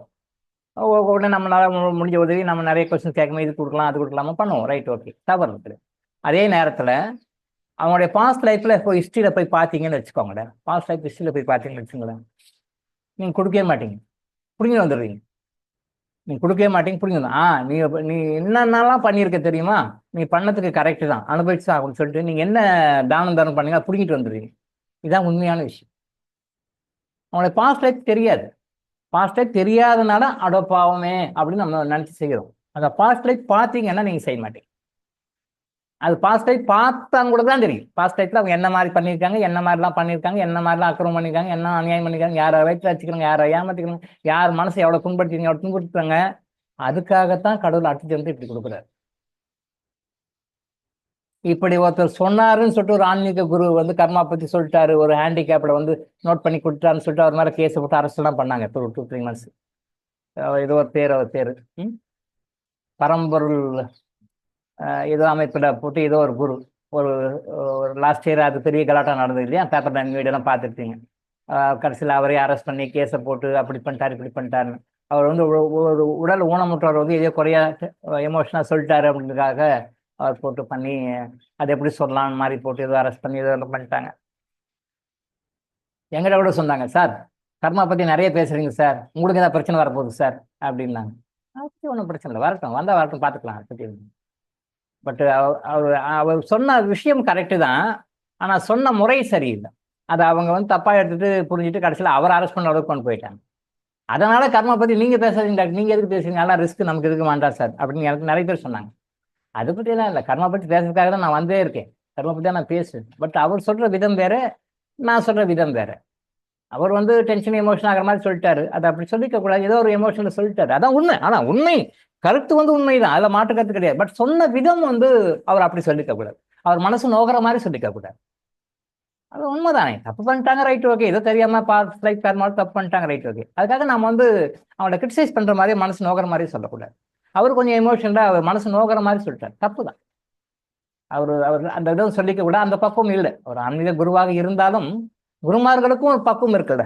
குருமார்கள் இப்போ ஃபார் எக்ஸாம்பிள், இப்போ நம்ம ஸ்கூல்லே பார்த்துருப்போம், காலேஜில் பார்த்துருப்போம், நிறைய டீச்சர்ஸ் பார்த்துருப்போம், நிறைய லெக்சர்ஸ் பார்த்துருப்போம், நிறைய ப்ரொஃபஸர்ஸ் பார்த்துருப்போம். எல்லாரும் ஒரே மாதிரியா இருக்காங்க இல்லையா? டீச்சர்ஸ் தான், பட் இருந்தாலும் அவங்க டிஃப்ரெண்ட் கேரக்டர்ஸ் நம்ம பார்க்குறோம் இல்லையா? டிஃப்ரெண்ட் கேரக்டர்ஸ் பார்க்குறோம் இல்லையா? லெக்சர்ஸ் பார்த்துருக்கோம், டிஃப்ரெண்ட் கேரக்டர்ஸ் பார்க்குறோம் இல்லையா? ப்ரொஃபஸர்ஸ் பார்த்துருக்கோம், அவங்க டிஃப்ரெண்ட் கேரக்டர்ஸ் பார்த்துருக்கோம். டீச்சர்ஸ் தான், ஆனால் அவங்களோட கேரக்டர் கொஞ்சம் வித்தியாசம். அதே மாதிரி குருமார்கள்கிட்டையும், ஆன்மீக குருமார்கள்கிட்டையும், அவங்களும் குருமார்கள் தான், அந்த குருமார்கள்டையும் பக்குவம் இருக்கும் இல்லையா? பக்குவம், எதை எப்படி சொன்னோம் எப்படி சொன்னோம் இந்த மாதிரி சொல்லணும், அதுலேயும் அவங்ககிட்டயும் அந்த பக்குவம் இருக்கு. அவங்களையும் வந்து ஸ்கேலபிலிட்டி தான், அவங்க ஸ்கேல் பண்ணலாம், அந்த பக்குவம் இருக்கு. இந்த குருமார்கள் எவ்வளோ பக்குவம் இல்லை, இந்த குருமார்கள் எவ்வளோ பக்குவத்தில் இருக்காங்க, இவங்க எவ்வளோ குரு. அப்படி பார்க்கும்போது அவரும் ஆன்மீக குரு தான், நல்ல விஷயம் தான் சொல்றாரு, தப்பா சொல்ல. பட் அந்த சொன்ன விதம் வந்து அவர் மனசு அத்தாக்குற மாதிரி சொல்றாரு. அதே விஷயத்த நானும் சொல்றேன், அத்தாக்காத மாதிரி நான் சொல்றேன், அவ்வளோ விஷயம். எனக்கும் அவருக்கு சொல்ற விஷயம் கான்செப்ட் அதுதான், கர்மா தான். நாம பாஸ்ட் டயத்தில் பண்ண அது வேண்டாம். ரொம்ப அதை சொன்னீங்கன்னா நீங்களே வந்து பனிஷ்மெண்ட் கொடுக்க ஆரம்பிச்சிருங்க அவருக்கு. அப்படியா, அப்போ அந்த கொடுத்த பனிஷ்மெண்ட்லாம் பத்தாது, நான் உங்களுக்கு பனிஷ்மெண்ட் கொடுப்பேன்னு சொல்லிட்டு நீங்கள் அந்த அளவுக்கு டென்ஷன் எமோஷன் ஆகிடுவீங்க. அதான் இன்னொரு வார்த்தை சொன்னேன், கொடுத்த தானத்தை கூட பறிச்சுக்குவீங்க. கொடுக்க மாட்டேன், நீ இன்னும் படணும், இவ்வளோ பண்ணிக்கிறீங்க, நீங்கள் பறிச்சுக்கிறீங்க. அது உண்மை, சரி பண்ணிட்டாங்க, ரைட் ஓகே. அது வந்து நாசுக்கா அப்படி சொல்லி காட்டிட்டு வரணும் மொழியை, அதை அவர் மனசும் வர மாதிரி சொல்லக்கூடாது. அது மனசுன்னு வர மாதிரி சொல்ல, அதை அரசியல் பண்ணி அதை ஆளுங்கட்சி இன்ஃப்ளூயன்ஸில் மினிஸ்டர்ஸ் அவங்கெல்லாம் போட்டு கடைசியில் அரெஸ்ட் பண்ணி அதை கேஸ் பண்ணி அது அரெஸ்ட் பண்ணி அப்புறம் ஏதோ வெளியே வந்தார் போல, அது மாதிரி பண்ணியிருக்காங்க. தானே என்கிட்ட கூட சொன்னேங்க சார், கர்மா பற்றி பேசுகிறேன் சார். கர்மா பற்றி நான் பேசுவேன், நான் பிறந்ததே அதுக்காக தான், மக்களுக்கு கொண்டு போய் இந்த கர்மா தியரி சேர்த்தணுன்றதே அதுதான் தான். நான் கர்மா தியரி கரெக்டாக சொல்லுவேன் சார், அது சித்தர்கள் பார்த்துக்குவோம், அது என்ன அவங்க பார்த்துக்குவாங்க. அதனால் நான் ஒன்றும் அதை பற்றி போய்க்குவாங்க, கர்மா பற்றி தெளிவாக பேசுவேன் அப்படின்னு சொல்லி தெளிவாக நானும் தான் பேசுவேன். யாரும் அந்த அளவுக்கு பேசுறதுக்கு தைரியமாக இருந்தால் கூட நான் கரெக்டாக பேசுவேன். ஸோ நாம் நேற்று சொன்னதனுடைய சுருக்கம் என்ன அப்படின்னா, உடல் உறுப்பு தானம் வந்து தவறு, உடல் உறுப்பை வந்து தானமாக கொடுப்பது தவறு, அந்த உடல் உறுப்பை தானமாக கொடுக்கறத ஊக்குவிக்கிற அந்த பேரண்ட்ஸு, பெற்றோர்ஸு, மற்றவங்க எல்லாருமே தவறு, அதுக்கு பனிஷ்மெண்ட் அதிகமாக இருக்கும். அப்போ உடல் உறுப்பு தானம் கொடுக்காதீங்க அப்படின்னா, உடல் உறுப்பு தானம் வாங்குவதற்கு வேண்டிய சூழ்நிலை நீங்கள் கிரியேட் பண்ணிக்காதீங்க. உடல் உறுப்பு தானம் கொடுக்க வேணாம்னு சொல்கிறோம், நீங்கள் ஒரு ஆங்கிளில் பார்க்குறீங்க. இன்னொரு ஆங்கிளில் நான் என்ன சொல்ல வரேன்னா, உடல் உறுப்பு தானம் வாங்கணும் அப்படின்னு நிலைக்கு நீங்கள் ஏன் போறீங்க? எனக்கு இந்த உறுப்பு கெட்டு போச்சு, நான் பணம் கொடுக்குறேன் வாங்கிக்க அப்படின்னு சொல்லி நீங்கள் எதுக்கு போறீங்க? அந்த லெவலுக்கு போகாத உடம்பு மெயின்டைன் பண்ணிக்கங்கன்னு சொல்கிறேன். ரத்த தானம், ரத்தம் வாங்கிக்கலாம், ரத்தம் கொடுக்கலாம் அப்படின்னு சொல்லி போறீங்க, ரைட்டு ஓகே. ரத்த தானம் வாங்குற அளவுக்கு நீங்கள் ஏன் போறீங்க? ரத்த தானம் கொடுக்குற அளவுக்கு நீங்கள் ஏன் போறீங்க? ரத்த தானம் வாங்குறது கொடுக்கறது தவறு, வாங்குறதும் தவறு, ரைட் ஓகே. ரத்த தானம் எனக்கு வேணும், ஹாஸ்பிட்டல் போய் அட்மிட் ஆகிட்டேன், ட்ரீட்மெண்ட் எடுக்கிறாங்க, அட்வர்டைஸ்மெண்ட் பேப்பரில் போடுறாங்க, மீடியாவில் அனுப்புவாங்க, இந்த குரூப் ரத்தம் எவ்வளோ வேணும் அப்படின்னு சொல்லி போகிறாங்க. அந்த குரூப் ரத்தம் அது போனால் அதுக்கு ரேட் பார்கெயின்லாம் வேறு நடக்குது. சரி, ஏதோ ஒன்று கொடுக்குறாங்க, இலவசமாக கொடுக்குறவங்க கொடுக்குறாங்க, காசு கொடுக்கணும் கொடுக்குறாங்க. நீங்கள் இலவசமாக கொடுத்தாலும் நீங்கள் இலவசமாக கொடுக்க அங்கே இலவசம் அங்கே காசு பண்ணிடுறாங்க, அது வேறு மேட்ரு. கொடுக்குறவங்க இலவசமாக தான் கொடுக்குறாங்க, ஆனால் இலவசமாக நீங்கள் கொடுக்குறீங்க. எப்படி கொடுக்குறீங்க? இலவசமாக கொடுத்துட்டு நீங்கள் நெகட்டிவ் கர்மா வாங்கிக்கிறீங்க, காசை கொடுத்துட்டு அவங்க நெகட்டிவ் கர்மா வாங்கிக்கிறாங்க. பேரண்ட்ஸு, என்னுடைய மகன் மூளைச்சாவு அடைந்து விட்டான், என்னுடைய மகனுடைய உறுப்பு 5 பேர்கிட்ட இருக்குது, நாங்கள் சந்தோஷப்படணும், ஹாப்பி ஃபேமிலி. ஒட்டுமொத்த கூட்டுக்காரமா ஆட்டிசம் தான், இது எல்லாமே டோட்டலாக ஆட்டிசம் தான். அந்த ஃபேமிலி குரூப்பை எல்லாம் ஆட்டிசம் தான் போய் மாட்டுவாங்க. ஆட்டிசம் சம்மந்தப்பட்ட அந்த பேரண்ட்ஸு, அந்த தாத்தா பாட்டி அப்பா அம்மா லைஃப் லாங் அந்த குழந்தை அடுத்த ஜென்மத்தில் அது இருக்கிற வரைக்கும் ஆட்டிசம் தான் இருப்பாங்க. ஆட்டிசம் குரூப்லாம் பயங்கரமான நெகட்டிவ் கர்மா, குரூப் கர்மா. அது ஆட்டிசம் வர குழந்தை, அதனுடைய அப்பா, அதனுடைய அம்மா, அதனுடைய தாத்தா, அதனுடைய பாட்டி, அதை கூட பிறந்தவங்க எல்லாமே இந்த மாதிரி வர்றவங்க தான். ஸோ இப்போ ரத்த தானம் வாங்க வேண்டிய அளவுக்கு போகாதீங்க, ரத்த தானம் வாங்க வேண்டிய அளவுக்கு போகாதீங்க, உடம்பை கரெக்டாக வச்சுக்கோங்க. நீங்கள் இன்னைக்கு யாரெல்லாம் ரொம்ப அனிமிக்கில் இருக்காங்களோ, அவங்களுடைய பாஸ்ட் லைஃப் ஹிஸ்டரி பார்த்துங்க, அவங்க ரத்த தானம் கொடுத்தவங்களா இருப்பாங்க. இனி வருங்காலத்தில் வந்து யாரெல்லாம் அனிமிக்கில் ரொம்ப அனிமிக்காக இருக்காங்க, என்ன மருந்து கொடுத்தாலும் அனிமிக் ஆகலை, பிளட் டிரான்ஸ்ஃபியூஷன் பண்ணியே ஆகணுன்ற நிலைமையில யார் இருக்காங்களோ அவங்கெல்லாம் ஏற்கனவே பாஸ்ட் லைஃப்பில் பிளட் டொனேஷன் கொடுத்தவங்க. யாரெல்லாம் பிளட் டொனேஷன் கொடுக்குறாங்களோ அவங்களுக்கு அதே கேட் தான் அடுத்த பிறவியில் வரும். அடுத்த பிறவியில் anaemic related liver related problem கண்டிப்பாக வரும் அவங்க. ஆனால் வேண்டாம். அப்போ நான் என்ன சொல்ல வரேன், நெகட்டிவாக எடுத்துக்கூடாது. இந்த ஒரு விஷயம் நெகட்டிவ் சைடே பார்க்கணும், பாசிட்டிவ் சைடையும் பார்க்கணும். அப்போ ரத்த தானம் கொடுக்கவும் வேண்டாம், ரத்த தானம் வாங்கவும் வேண்டாம். ரத்த தானம் கொடுக்கவும் வேண்டாம், வாங்கவும் வேண்டாம். அப்போ ரத்த தானம் வாங்க வேண்டிய தேவை இல்லாத அளவுக்கு நீங்கள் ஆரோக்கியத்தை வச்சுக்கோங்கன்னு சொல்கிறேன். உங்களுக்கு ரத்தம் வேணுமா, எந்த குரூப் ரத்தம் வேணும், அதுக்கான சில மருந்துகள் இருக்குது, அதை சாப்பிடுங்க, ரத்தம் வரப்போகுது. இது ரேர் குரூப் சார், இது கிடைக்கவே இல்லை சார். ஒரு யூனிட் 5000 சொல்கிறாங்க சார், ஒரு யூனிட் 10,000 சொல்கிறாங்க சார், ஒரு யூனிட் 20,000 சொல்கிறாங்க சார். ஆனால் நான் கொடுக்குறது ரெடியாக இருந்தால் ரத்தம் கிடைக்கல சார், ரத்தம் எனக்கு கிடைக்கல சார். ஒருத்தர் சொல்கிறாரு, ஒரு 15 days பேக் ஒருத்தர் ஃபோன் பண்ணி சொல்கிறார், சார் ஹாஸ்பிட்டல் அட்மிட் பண்ணியிருக்காங்க எங்கள் ரிலேட்டிவ் ஒருத்தர், அவருக்கு அந்த ரேர் குரூப்பு அந்த ரத்தமே கிடைக்கல சார், ரேட்டு வந்து ரொம்ப இது பண்ணிட்டாங்க, நாங்கள் 50,000 கொடுக்குறோம், ஒரு யூனிட்டுக்கு 50,000 கொடுக்குறோம், அப்போ கூட பிளட்டு கிடைக்கல சார், வெயிட் பண்ணிட்டுருக்காங்க சார் அப்படின்னு சொல்லி ஒருத்தர் ஃபோன் பண்ணுறாரு. நீங்கள் எதாவது ஹீல் பண்ணி அவர் பண்ண முடியுமா, நீங்கள் எதாவது பண்ண முடியுமா சார், ஹெல்ப் பண்ண முடியுமா சார்? பிரச்சனை இருக்க போதோ, அது ட்ரீட்மெண்ட் எடுக்கும் பொழுதோ, இல்லை ஹாஸ்பிட்டலில் போயிட்டு அட்மிட் ஆகும் போதோ, அப்போல்லாம் நான் கன்சல்ட் பண்ணேன். எல்லாம் பார்த்துட்டாங்க, இதுக்கு மேலே ஒன்றும் பண்ண முடியாதுங்க, நீங்கள் வீட்டுக்கு கொண்டு போயிடுங்க, இந்த ரேர் குரூப் ரத்தம் கிடைச்சா தான் நாங்கள் பண்ண முடியும், இந்த குரூப் ரத்தம் இருந்தால் நாங்களும் ஒன்றும் பண்ண முடியாது. அப்போ ரத்தம் கிடைச்சா பண்ணலாம், ரத்தம் கிடைக்குன்னா நீங்கள் பாடி கொண்டு போயிடுங்க, இவ்வளோ லேக்ஸ் பேமெண்ட் பண்ணணும், அதை கொடுத்துட்டு நீங்கள் கிளிக் பண்ணி கொண்டு போயிடுங்கன்னு சொல்லிட்டாங்க. அப்போ ஃபோன் அடிக்கிறார், அப்போ தான் எனக்கு ஃபோன் அடிக்கிறார் டாக்டருக்கும், அன்னைக்கு அப்போ தான் தெரியுது அவர், சார் இப்படி இருக்காங்கன்னா என்ன பண்ணு, இந்த மாதிரி வந்தால் நான் மட்டும் என்ன பண்ண முடியும் சொல்லுங்க, நான் மட்டும் என்ன பண்ண முடியும்? சரி, வேற வழியில் கேட்டாரு, சரி நான் ஹீலிங் கொடுக்குறேன், அவர் முதல்ல ஐசியூக்கு வீட்டுக்கு கொண்டு போகிற மாதிரி நான் ஹீலிங் கொடுக்குறேன், தொடர்ந்து கொடுக்குறேன், கொடுத்த பிறகு அப்புறம் அவர் வீட்டுக்கு வரட்டும், வந்த பிறகு சொல்லுங்கள் நான் டிஸ்டன்ஸ் ஹீலிங்கில் கொடுக்குறேன் அப்படின்னு சொல்லிட்டு அதுக்கு பிறகு ஒரு 4 days கண்டினியூஸாக ஹீல் பண்ண பிறகு ஐசியூலேருந்து வெளியே கொண்டு வந்துட்டாங்க, ஐசியூலேருந்து வெளியே கொண்டு வந்துட்டாங்க. இப்போ பிளட்டு தேவையில்லை சார் அப்படின்னு. சரி, அதுக்கு பிறகு இப்போ நேற்று தான் ஃபோன் பண்ணி சொன்னார், சார் வீட்டுக்கு கொண்டு வந்துட்டோம் சார், 4-5 நாள் வெளியில் வார்டில் வச்சுருந்து, ஓப்பன் ஜென்ரல் வார்டில் வச்சுருந்து இப்போ வீட்டுக்கு கொண்டு வந்துட்டோம் சார், இப்போ என்ன பண்ணணும் சார் சொல்லுங்கள் சார். சரி, ஆபத்துலேருந்து வெளியே கொண்டு வந்துட்டோம், சரி அடுத்த நாள் என்ன பண்ணலான்னு சொன்னால் ஒரு நெக்ஸ்ட் வீக் கால் பண்ணுங்கள், நெக்ஸ்ட் வீக் நான் சொல்கிறேன். ஐயோ 1 வீக்னா எப்படி சார், அது நீங்கள் என்ன இப்போ தான் கொண்டு வந்திருக்கீங்க, நீங்கள் 1 வீக் ஆகும், நீங்கள் பார்த்துக்கலாம், ஹீலிங் போயிட்டுருக்கு, ஒன்றும் பிரச்சனை இல்லை, கவலைப்படாதீங்க, ஹீலிங் போகுது அப்புறம் பார்த்துக்கலாம், நெக்ஸ்ட் வீக் ஃபோன் பண்ணிட்டு வாங்க, அதான் ஃபோன்லேயே கான்டாக்ட் பண்ண முடிஞ்சிருக்கு, வர வேண்டான்னு சொல்லி. இப்போ நம்ம பிளட்டு கொடுக்கல, பிளட்டு கொடுக்காம வேறு மாதிரி பண்ணிட்டோம், அது வேறு. என்ன விஷயம்னா, இப்போ பிளட்டு உங்களுக்கு யாருக்கு எந்த குரூப்பில் உங்களுக்கு தெரிஞ்சவங்க உங்களுக்கு பழகினவங்க யாராக இருந்தாலுமே பிளட்டு இல்லை, பிளட்டு நீங்கள் வந்து எந்த குரூப்பு கிடைக்கலன்னா, எந்த குரூப்பில் பிளட் டிரான்ஸ்ஃபியூஷன் நிறைய ப்ராப்ளம் இருக்குது. பிளட் டிரான்ஸ்ஃபியூஷன் பண்ண பிறகு அது வந்து நிறைய ப்ராப்ளம், ஹெப்படைட்டிஸ் பி வருது, ஜாண்டிஸ் வருது, வேறு சில ப்ராப்ளம் ஆகுது, இது ஜென்ரல், இது வந்து விசிபிள், இந்த காரணம் வந்து விசிபிள். இன்விசிபிள் ரீசன்ஸ் அவங்களுடைய கர்மா வந்து நம்ம பாதிக்கும். யார்கிட்ட இருந்து பிளட்டு வாங்கியிருந்தாலுமே அவங்க என்ன கர்மா வச்சுருக்காங்க, அவங்க கிட்ட என்ன குட் கர்மா இருக்குது, அவங்களுடைய பேட் கர்மா என்ன இருக்குது, அவங்க யாராக்கிட்டலாம் சாபம் வாங்கியிருக்காங்க, அவங்க யாராக்கிட்டலாம் வாழ்த்துகள் வாங்கியிருக்காங்க, பிளஸ்ஸிங் வாங்கியிருக்காங்க, அது எல்லாமே உங்களுக்கு வரும். அது உங்களுடைய வாழ்க்கையில் நல்லா டீப்பாக திங்க் பண்ணிங்கன்னா, பிளட்டு உங்கள் பாடியில் வந்த பிறகு உங்களுடைய உடம்புலையும் மனசுலையும் சில மாற்றங்கள்லாம் தோணும். நல்லா சென்சிட்டிவாக திங்க் பண்ணி பாருங்கள், இது யாரும் இது வரைக்கும் சொல்லியிருக்க மாட்டாங்க, நாம தான் சொல்கிறோம். நல்லா சென்சிட்டிவாக திங்க் பண்ணி பார்த்தீங்கன்னா உடல் ரீதியாகவும் மன ரீதியாகவும் சில மாற்றங்கள் தெரியும். அது பாசிட்டிவாக இருக்கும், நெகட்டிவாக இருக்கலாம். அந்த பாசிட்டிவ் பிளட்டாக இருந்தால் பாசிட்டிவாக இருக்கும், நெகட்டிவ் பிளட் இருந்தால் நெகட்டிவாக இருக்கும். பாசிட்டிவ் நெகட்டிவ் மீன்ஸ் இன்விசிபிளாக, பாசிட்டிவாக இருந்தால் தான் பிளட்டே கொடுப்பாங்க, அது வேறு மேட்ரு. அது வந்து ஃபிசிக்கலாக, இன்விசிபிளாக கண்ணுக்கு தெரியாமல் அந்த ரத்தம் உடம்பு வந்த பிறகு சில மாற்றங்கள் உண்டாகும். நான் நேற்றே சொல்லியிருக்கேன், நெகட்டிவான விஷயங்கள் இருக்கும், நம்ம பாதிக்கும். பாசிட்டிவான விஷயங்களும் நல்லா இருக்கும். பாசிட்டிவான விஷயங்கள் வந்தால் சந்தோஷம், ஹாப்பி, அவங்களுடைய குட் கர்மம் நமக்கு வேலை செய்யும். நெகட்டிவ் விஷயங்கள் இருந்தால் நம்ம சஃபர் ஆகும். ஆனால் ரத்தத்தை ஏற்றுக்கொள்ளக்கூடிய, ரத்தத்தை ஏற்ற வேண்டிய அந்த மாதிரி சூழ்நிலை நீங்கள் உடம்பு வச்சுக்கணும். சில மருந்துகள் இருக்குது, அந்த மருந்து நீங்கள் தொடர்ந்து ஒரு நாளைக்கு 2 times ஹனியில் மிக்ஸ் பண்ணி தொடர்ந்து ரெகுலராக சாப்பாடு மாதிரி, உணவே மருந்து, மருந்தே உணவு. அது மருந்துன்னு இல்லை, நம்ம மருந்துன்னு சொல்கிறோம், மருந்து கிடையாது, உணவு தான். அது நீங்கள் ரெகுலராக சாப்பிட்றீங்க, எப்பேற்பட்ட குரூப் ரத்தம் உங்கள் உடம்புலே வந்துட போகுது. அன்னைக்காக இதை சாப்பிட்டா போதும், என்ன பெரிய கஷ்டம், ஒரு 10 நிமிஷம் ஸ்பெண்ட் பண்ணணும் அதுக்காக. அந்த பவுடர் எடுக்கணும், தேர்ந்த போடணும், நல்லா போட்டு குடைக்கணும். Mixing is very important. Mixing is very, ஒரு 2 நிமிஷம் 3 நிமிஷம் ஸ்பெண்ட் பண்ணணும் அதுக்காக.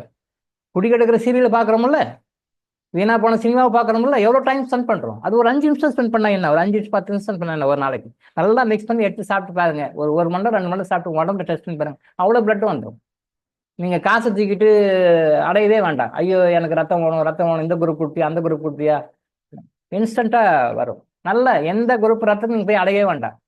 அப்போ ரத்தம் ஏற்றுக்கொள்ள வேண்டிய, ரத்தம் ஏற்றப்பட வேண்டிய சூழ்நிலைக்கு போகாதீங்க. ரத்தம் ஏற்றுக்கொள்ளப்படாத நிலைமைக்கு நீங்கள் யோசிச்சுக்கோங்க. இதுதான் பாசிட்டிவ் விஷயம். இந்த விஷயம் நான் ஸோ இந்த மாதிரி நிறைய விஷயங்கள் இருக்கு. இதெல்லாம் லைஃப்ல ஃபாலோ பண்ணும். அடுத்து வந்து நம்ம அந்த கவுண்டமணி செந்தில் காமெடியை பார்த்தோம். வடக்குப்பட்டி ராமசாமி அவர் இறந்துடுறாரு. இறந்த பிறகு இவருக்கு பணம் போயிடுது. கவுண்டமணிக்கு வர வேண்டிய பணம் வரல. அந்த எக்ஸாம்பிளை வச்சு இப்போ பேசணும். பணம் வந்து நீங்கள் ஒருத்தர்கிட்ட வாங்குறீங்க, இந்த லைஃப்லேயே கொடுத்துட்றீங்க.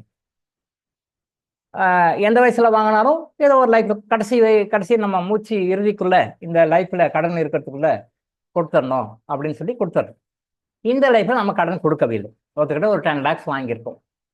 அவர்கிட்ட ஏதோ ஒன்று பார்த்தோம், செஞ்சோம், பண்ணோம், ஒரு 3 lakhs தான் கொடுத்துருக்கோம். 7 lakhs கூட இறந்துடுறோம்.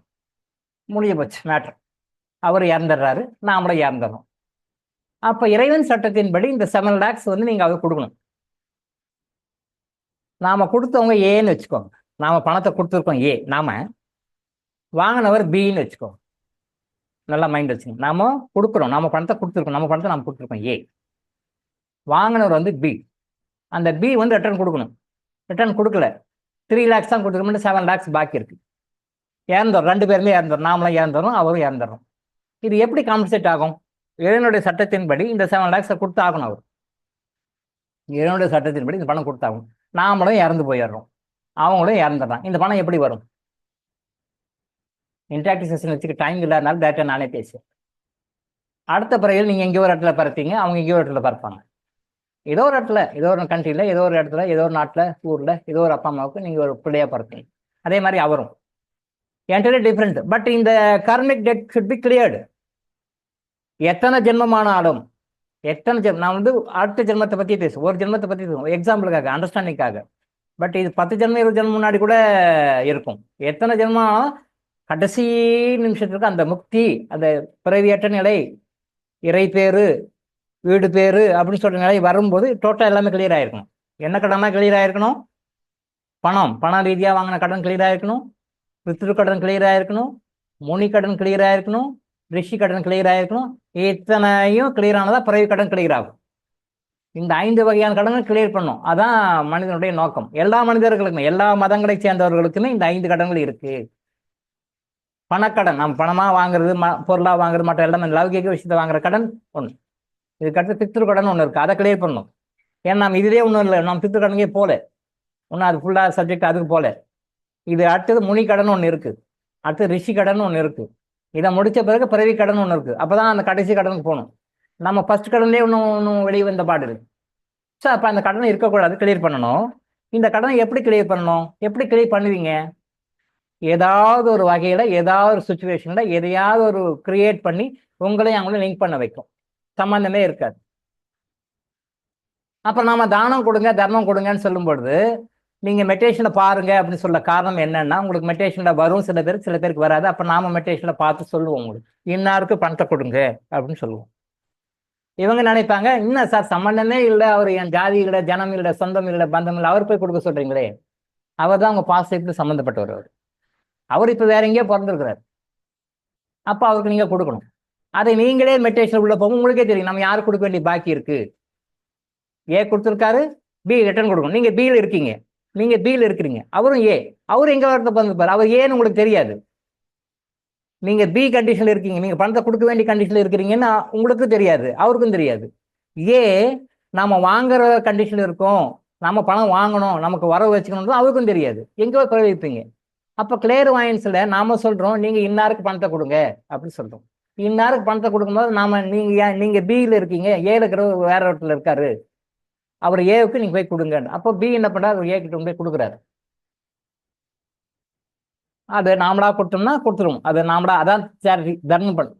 அதாவது தர்மம் பண்ணுங்கன்னு சொல்லி எதுன்னு சொல்லிட்டு ஒரு காரணம் இருக்கு, காரணத்தோடு தான் சொல்றாரு. அது பெரிய சப்ஜெக்ட். அது பத்தி கேட்டால் ஒரு 10-20 கிளாஸ் போகும், பேசுவோம். தர்மம் பண்ணுங்க, இவ்வளோ பண்ணுங்க அப்படின்னு சொல்ற காரணம் இருக்கு. அது காரணம் வந்து அது அது இந்த பிரபஞ்சத்தினுடைய உற்பத்தியினுடைய ரகசியத்தை படிக்க போனோம்னா அந்த ரகசியத்தில் வரும். அப்போ நீங்க பியா இருக்கிறீங்க, கொடுக்க வேண்டிய கட்டாயத்தில் இருக்கீங்க, அவர் ஏவா இருக்காரு, பிறகு தாண்டி வந்துட்டீங்க, இப்போ வேற பிறகு இருக்கீங்க, நீங்க அவருக்கு தானமா கொடுங்க, நம்ம கிளைவான்ஸ்ல பார்த்து சொல்றோம். அப்போ இவர் பி வந்து தானமா அவர் கொடுத்துட்டாருன்னா அந்த கர்மிக் டெட் கிளியர் ஆயிடுது. தானமா கொடுத்துறாரு, no punishment at all. Okay, then இவர் கொடுக்கல, அந்த பிறகு கொடுக்கல, அதுக்காக முயற்சிகள் எடுக்கல. ஆனா இறைவன் கொடுக்கறதுக்கு வாய்ப்பு நிறைய கொடுக்குறாரு, நிறைய கொடுக்குறாரு. இது கொஞ்சம் ரொம்ப கஷ்டமான சப்ஜெக்ட் தான், பட் போக போக உங்களுக்கு புரியும். போக போக பல தடவை பல வகுப்புகள் அட்டன் பண்ண பிறகு ஒரு தெளிவு வரும். இப்போ கன்ஃபியூஸ் ஆகிக்க வேண்டாம், குழந்தைக்கு வேண்டாம், அப்சர்வ் பண்ணிக்காடுக்கு அப்சர்வ் பண்ணிக்கோ. அடுத்த பிறவியில இவர் கொடுக்கல கொடுக்கல கொடுக்கல, இந்த மாதிரி பல பிறவிகள் தாண்டிட்டே போகும். அப்படி கொடுக்காத போனா ஒரு ஸ்டேஜ்ல இந்த ஏ இருக்காரு இல்லையா, இவர் தானே கொடுத்தவர், பி கிட்ட ஏதாவது பணத்தை ஏமாற்றி வாங்கி போடுவார். பல பிறவிகள் தாண்டி, பல 50 பிறவிகள் 100 பிறவிகள் தாண்டி அப்பயும் கொடுக்கல கொடுக்கல கொடுக்கல. அதாவது நீங்க தானமாக தர்மமாக கொடுத்து அந்த பணத்தை கொடுத்து கிளியர் பண்ணல பட்சத்தில் இறைவன் நிறைய கொடுப்பாரு. எந்த ஜென்மத்தில் நீங்க கொடுக்காத வாய்ப்புகள் கொடுக்குறாரு. இப்போ என்ன மாதிரி குருமார்களை அமுச்சு விட்டு சொல்லுவாரு, பாரு இருக்கு இப்படி விஷயம் இருக்கு, கொடுங்கப்பா கொடுங்க. இந்த காலை வாங்கி கால் விட்டு போயிட்டே இருந்துருவோம், இந்த காலை வாங்கி கால் விட்டு போயிட்டு அதெல்லாம் எல்லாம் போய் கொடுக்குதா அப்படின்னு. இப்படியே பல ஜென்மங்கள் 100 ஜென்மம் 200 ஜென்மம் காட்டி உங்களுக்கு அரியர்ஸ் நிறைய சேர்ந்துருச்சு, அசல் வட்டி கூட்டு வட்டி நிறைய சேர்ந்துருச்சு அப்படின்னு சொல்லி ஒரு ஸ்டேஜ் வரும்பொழுது இந்த ஏ என்ன பண்ணுவோம், ஏதோ ஒரு வகையில் உங்கள் வாழ்க்கையில் லிங்க் பண்ணுவான், ஏதாவது லிங்க் பண்ணி விடுவாங்க, ஏதாவது லிங்க் பண்ணி விட்டு கடைசியில் அவன் வந்து பணத்தை உங்கள்கிட்ட வாங்கிட்டே போயிடுவான், டோட்டலாக வாங்கிட்டு போயிடுவான். ஐயோ அவன் ஏமாட்டான் ஏமாத்தல, அவன் மனத்தை நீங்க கொடுக்கல, நிறைய கொடுக்கறதுக்கு வாய்ப்புகள் நிறைய கடவுள் கொடுக்குறாரு. அந்த வாய்ப்புகளை எல்லாம் வந்து நீங்க வந்து அதை பயன்படுத்திக்கல, டியூ நிறைய அரியர்ஸ் ரொம்ப ஜாஸ்தி ஆகி போச்சு. அதனால இப்ப என்ன பண்ணணும்னா ஒட்டு மொத்தமா ஏதாவது ஒரு வகையில வந்து உங்ககிட்ட டோட்டலா சீட் பண்ணி ஏறி போயிடும். இப்ப இங்க சீட்டிங்னு போது நான் பொதுவாக ஐயோ ஏமாத்திட்டான் அப்படின்னு நாம சொல்லுவோம். ஃப்ராடு, பொய், பித்தலாட்டக்காரன் என்னை இப்படி பண்ணிட்டான். இது நீங்க கொடுக்க வேண்டிய காசு அவன் கொடுக்காதனால அவன் இந்த ஜென்மத்துல வந்து உங்களை ஃப்ராடு பண்ணி உங்கள்கிட்ட பணத்தை ஏமாற்றி எடுத்துன்னு போயிட்டான். இதுதான் உண்மை. வெளியுறத நம்ம மோசடி பண்ணிட்டான் அப்படின்னு இல்லை. இந்த உலகத்தில் நல்லா திரும்ப மைண்ட பதிச்சு வச்சுங்க, மிக முக்கியமான பாடம். இந்த உலகத்தில் யாரும் யாரையும் ஏமாற்ற முடியாது, யாரும் யாரையும் எந்த காரணத்தை கொண்டும் ஏமாற்ற முடியாது.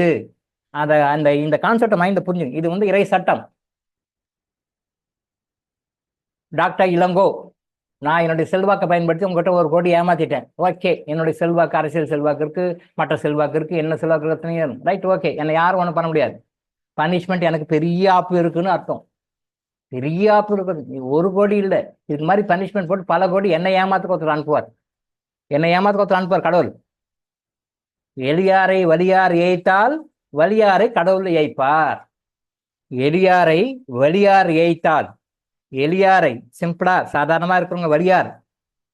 இப்ப நம்ம சொல்லுங்க, தாதா, அரசியல்வாதி, சிஎம், பிஎம், நாட்டுக்கு அதிபதி, என்னுடைய செல்வாக்கு, அந்த எளியாரை வலியார் ஏய்த்தால் வலியாரை கடவுள் ஏய்ப்பார். அவங்களுக்கு எப்படி ஆப்போஸ் இருக்கணும், யார் மூலமா சொல்லணும், எந்த டைம்ல சொல்லணும், கரெக்டா பார்த்து சொல்லிடுவார். நான் பேசுறனாலும், நானே தப்பு பண்ணாலும், நானே ஏமாத்தினாலும், நானே ஃப்ராட் பண்ண எனக்கு பனிஷ்மெண்ட் உண்டு. டாக்டர் சொல்றாரு, கர்மா பத்தி பேசுறாரு, இவர் ரொம்ப கர்மா பத்தி ரொம்ப தெளிவாக பேசுறாருன்னா இவர் நான் தப்பு பண்ணாலும் எனக்கும் பனிஷ்மெண்ட் உண்டு. அதுவும் மற்றவங்களோட எனக்கு அதிகமாக வரும், மற்றவங்களோட எனக்கு தான் அதிகமாக வரும். மற்றவனா அவன் தெரியல, அவன் தெரியாம ஏமாத்துறான், தெரியாம பண்றான். டாக்டர் இல்லைங்கன்னா உங்களுக்கு எல்லாமே தெரியும், கர்மா பத்தி தெரியும். கர்மா பத்தி தெரிஞ்சுக்கிட்டே நீ பண்ணா அப்போ உனக்கு எவ்வளோ பனிஷ்மெண்ட். அப்போ மற்றவங்க செய்யறத விட நான் ஒரு தப்பு பண்ணேன்னா, நான் ஒரு சின்ன தப்பு பண்ணா கூட அதுக்கு தண்டனை வந்து மற்றவங்களோட 1000 மடங்கு 1,00,000 மடங்கு அதிகமாக தான் கொடுக்கும் தெய்வம் கூட. அப்போ நான் எப்படி நடந்துக்கிறேன், ரொம்ப கேர்ஃபுல்லாக நடந்துக்கிறேன். ஆனால் இந்த மாதிரி பொசிஷனில் இருக்கிறவங்க நிறைய பேர் தப்பு பண்ணுறாங்க, தெரியாமல் பண்ணுறாங்க. அது தப்பு. யாராக இருந்தாலும் தண்டனை உண்டு, யாராக இருந்தாலும் அந்த தப்புக்கு தண்டனை கண்டிப்பாக உண்டு. இறைவன் சட்டத்தில் யாரும் எஸ்கேப் எல்லாம் ஆக முடியும். அந்த இன்ஃப்ளூயன்ஸ் எல்லாம் ஒன்றும் வேலைக்கு ஆகாது, எப்பேற்பட்ட இன்ஃப்ளூயன்ஸும் ஒர்க் அவுட் ஆகாது. ஸோ அதனால் வந்து யாரும் ஏமாத்தணும்னு தயவு செஞ்சு நினைக்காதீங்க, யாரும் ஏமாற்றி போயிட்டான்னு நினைக்காதீங்க. ஏமாற்றி போயிட்டான்னு நாம் சொல்கிறோம், இந்த சென்ஸ் உள்ளே பார்த்தோம், நாம் அவனுக்கு கொடுக்க வேண்டிய காசு கொடுக்கல. இப்போது ப்ரைவேட் ஃபைனான்ஸ் எல்லாம் வாங்கணும்னு பார்த்தீங்களா, கேள்விப்பட்டிருக்கேன் நான். வட்டி வாங்குவாங்க, 5 வட்டி 10 வட்டிலாம் வாங்குவாங்க. அவங்க மாதம் வட்டி கொடுத்துட்டே இருப்பாங்க. ஒரு குறிப்பிட்ட ஸ்டேஜில் என்ன ஆகும்னா, வாங்கின பிரின்சிபலோட வட்டி நிறைய கொடுத்துட்டு இருப்பாங்க, வாங்கியிருப்பாங்க. ஏன்னா அந்த மாதிரி பண்ணவங்க நம்மகிட்ட வந்திருக்காங்க, நிறைய கவுன்சிலிங் வந்திருக்காங்க, நிறைய பேர் ரிலீஸ் பண்ணி விட்டுருக்கோம். இப்போ தீரா கடன், சூசைட் பண்ணிக்க போகிறோம் சார், என்னால் கடன் வேறு வழியே இல்லை, வீட்டில் வந்து மிரட்டுறான். இப்போ வீட்டில் பொம்பளைங்கள்லாம் மிரட்டுறான். குழந்தைங்களே ஹைஜாக் பண்ணிடுவேன்றான், மிரட்டுறான். கிட்னாப் பண்ணி என்னவெல்லாம் பண்ணுவேன்றான், மிரட்டுறான். என்ன பண்ணுறது டாக்டர், எனக்கு ஒன்றும் வழி தெரியலன்னு வரவங்களாம் வந்திருக்காங்க, நம்ம அவங்கள காப்பாற்றி கொடுத்துருக்கோம். அப்போ எங்கே சொல்ல வரேன்னா, அவங்க சொன்ன பாயிண்ட் என்னன்னா, சார் நான் வாங்கினேன் சார், நான் வாங்கினது வந்து 50 lakhs வாங்கினேன் சார். ஆனால் 50 lakhsக்கு நான் இது வரைக்கும் இன்ட்ரெஸ்ட்டே வந்து எவ்வளோ 1 crore மேலே கொடுத்தேன். பிரின்சிபல் அப்படியே இருக்கு, 50 lakhs பிரின்சிபல் அப்படியே இருக்கு. பட் இன்ட்ரெஸ்ட் மட்டுமே 1 crore மேலே கொடுத்துருக்காரு. இப்போ அவங்க என்ன நினைக்கிறாங்கன்னா, பிரைவேட் ஃபைனான்சஸ் எப்போ மாசம் மாசம் இன்ட்ரெஸ்ட் கொடுத்தான், இவர் சொல்றாரு நான் தான் மாசம் மாசம் வட்டி கொடுக்குறேனே, வாங்கிக்க, எனக்கு பிரின்சிபல் கொடுக்கறதுக்கு டைம் இல்லை, பட் ஏதோ அட்ஜஸ்ட் பண்ணி வட்டி கொடுக்க வாங்கிக்கோ. ஆனா அவங்க என்ன நினைக்கிறாங்க, இவன் வட்டி வட்டி வட்டின்னு சொல்லி கொடுத்து பிரின்சிபல் மேல கொடுத்துட்டான், இதுக்கு மேல அவன் போயிடுச்சுன்னா தேவையில்லாம வேற ஏதாவது போயிட்டு கொடுத்தாங்கிட்டு நாளைக்கு நம்ம மேல பிரச்சனை வந்தா என்ன பண்றது. அதனால அவங்க என்ன உஷார் பண்ணுவாங்க ஃபைனான்ஸ் பார்ட்டிஸ், அதனால எனக்கு நெட்டா எடுத்து வை, இப்ப இல்ல மாசம் வட்டி எல்லாம் வேணாம், அதான் இல்லை நீ கொடுத்துரு அப்படி சொல்லி ப்ரெஷர் கொடுத்துருக்காங்க. ஏன்னா அவனுக்கு என்னன்னா, நாளைக்கு தேவையில்லாம் இன்னும் பிரச்சனை வரும், நிறைய பணம் தான் கொடுத்து நாளைக்கு இவரே கூட சொல்லுவார் இல்லையா, நான் தான் உனக்கு வாங்கின அசலுக்கு மேல வட்டியே கொடுத்துட்டேன், நான் எதுக்கு கொடுக்கணும் அப்படின்னு சொல்லிட்டு ஒரு லீகலா ஏதாவது கிளைம் பண்ணி கம்ப்ளைண்ட் போலீஸ் கோர்ட்டு கேஸ்ன்னு ஏதாவது போயிட்டு தேவையில்லாம் நமக்கு பிரச்சனை பண்ண போறான், எதுக்கு நீ கொடுத்த காசு கொடுசாமின்னு சொல்லி ப்ரெஷர் கொடுக்குறாங்க. அதே தான் நமக்கு இங்கேயும் நிறைய டியூ அரியர்ஸ் நிறைய கிளியர் ஆகி போச்சு, இதுக்கு மேலே இன்னும் எத்தனை பிறகு கொடுத்தா நீ கொடுக்கவே மாட்டேற, வந்துட்டே இருக்கு நீ கொடுக்கவே மாட்டேற அப்படின்னு போய் இறைவன் என்ன பண்ணுவார், ஓ இதுக்கு மேலே வேண்டாம், அவங்க டோட்டலாக வாரி வச்சு எடுத்துடலாம் அப்படின்னு சொல்லிட்டு உங்களுக்கு அந்த மாதிரி யாராவது ஒரு உங்களுக்கு உங்க ஐடியா படி உங்க ஃபீல்டில் யார் வந்தா யாரை கொண்டு வந்து விட்டா நீங்க நம்பி எல்லாத்தையும் அவங்ககிட்ட கொடுப்பீங்களோ, பணம் நகை சொத்து பத்து என்னென்னலாம் கொடுப்பீங்க அத்தனை பேர் அவங்கள கரெக்டாக உங்களுக்கு அனுப்பிச்சுட்டு அவனை கன்வின்ஸ் பண்ண வச்சு அவங்க கன்வின்ஸ் பண்ண நீங்களும் மயங்கிடுங்க, டோட்டலா பாப்பர் ஆயிடுங்க. அது அவன் தான் வந்து கரெக்டாக எடுத்துட்டோம் இறைவன். சீரியஸ் ஆக்ஷன் பண்ண வைக்கும். சரியான ஆக்சிடென்ட், காலம் முழுசும் ஊனம் தான், கை கால் ஊனம் தான், ஆனால் அந்த அந்த ஊனமாக வாழ்றதுக்கே நீங்கள் நிறைய லட்சக்கணக்கு கோடிக்கணக்கான பணம் செலவு பண்ணணும். அந்த மாதிரி பண்ணி கை கால் ஊனம் பண்ண வச்சு வீட்டு பெட் ரெடனாக இருக்க வச்சு லைஃப் லாங் வந்து வாக்கிங் ஸ்டிக்கரை வச்சு தான் நடக்கணும், இல்லை லைஃப் லாங் பெட் ரெடனாக தான் இருக்கும். அப்படி ஒரு கண்டிஷனை கொடுத்து அதுக்கு செலவு பண்ண வேண்டிய சூழ்நிலை போட்டு பணத்தை எடுத்துருவேன். இறைவன் கரெக்டாக செய்வார். தண்டிக்கிறாரு நீங்க நினைக்கிறீங்க, தண்டிக்கிறதெல்லாம் கிடையாது, உங்களை வந்து பியூரிஃபை பண்ணி டியூனப் பண்றாரு, அவ்வளவுதான். சனீஸ்வர பகவானா பயப்படுறாங்க எல்லாரும், ஐயோ சனி பெயர்ச்சி, சனி வந்துட்டான், சனி நீங்க பண்ண தப்புக்கு சரியா தண்டனை கொடுக்குறாரு, அவ்வளவுதான். நீங்க தப்பே பண்ணல, கரெக்டா குட் கர்மம் வச்சுங்க, சனி பகவான் ஒன்றும் பண்ண மாட்டார். சனி பகவானை போல கொடுப்பவர்களும் யாரும் இல்லை, சனி பகவானை போல கெடுப்பவர்களும் யாரும் இல்லை. பழமொழி இருக்கு, சனி பகவானை போல கொடுப்பவர்களும் யாரும் இல்லை, சனி பகவானை போல கெடுப்பவர்களும் யாரும் இல்லை. யாருக்கு கெடுப்பார், நிறைய பேட் கர்மா வச்சிருக்க, நிறைய பேரை கெடுத்து இருக்கிற, அதை நீங்க பேலன்ஸ் பண்ணியே ஆகணும் போது அந்த சனி பயிற்சி காலங்கள்ல அந்த சனி உங்க ஜாதகத்துல எப்பெல்லாம் ஆக்டிவேட் ஆகுறாரோ அப்பெல்லாம் நீங்க வந்து அதை பேலன்ஸ் பண்ணுவீங்க. அப்ப சனி கஷ்டத்தை கொடுக்குறது இல்லை, நீங்க ஏற்கனவே செஞ்சிருக்கிற அந்த பேட் கர்மாஸ் கிளியர் பண்றதுக்காக கஷ்டத்தை கொடுத்து கஷ்டத்தை தான் கிளியர் பண்ண முடியும், கர்மாவை கர்மாவால் தான் எடுக்க முடியும். அப்ப அந்த கஷ்டம் நியூட்ரலைஸ் பண்றதுக்காக அதை போக்குறதுக்கான பரிகாரங்கள்லாம் சொல்றாரு, அதை நீங்க செய்யல, நீங்க பாசிட்டிவா நல்லபடியா அதை கிளியர் பண்றதுக்கான வழிகளை நீங்க செய்யல. நான் சொன்ன மாதிரி இந்த கால் வாங்கி கால் விட்டு கண்டுக்கவே மாட்டோம், அதனால வேற வழி இல்லைன்ட்டு அவருக்கு ஒரு டேர்ம்ஸ் அண்ட் கண்டிஷன் இருக்கு, அவருக்கு டியூட்டி இருக்கு. ஏன்னா அவரு பதில் சொல்லணும், அவருக்கு மேல ஐயரை தட்டிட்டு அவர் சனி பகவான் பதில் சொல்லணும்.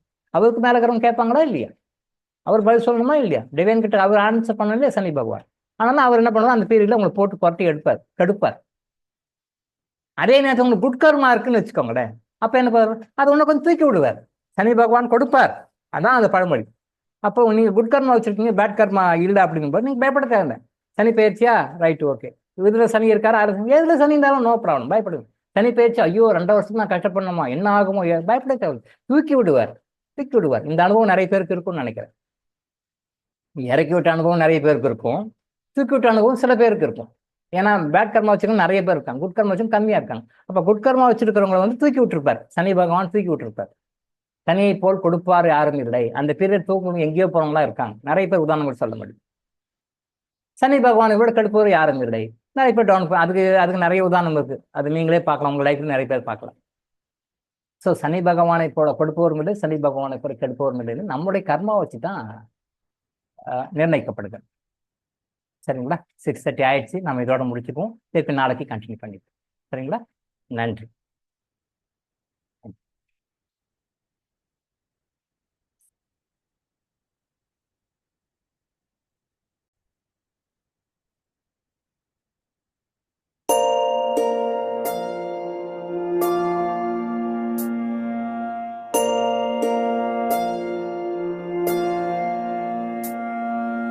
கருவாக்கி உருவாக்கி எனையாண்டு காத்தருளும் இறைவா நன்றி.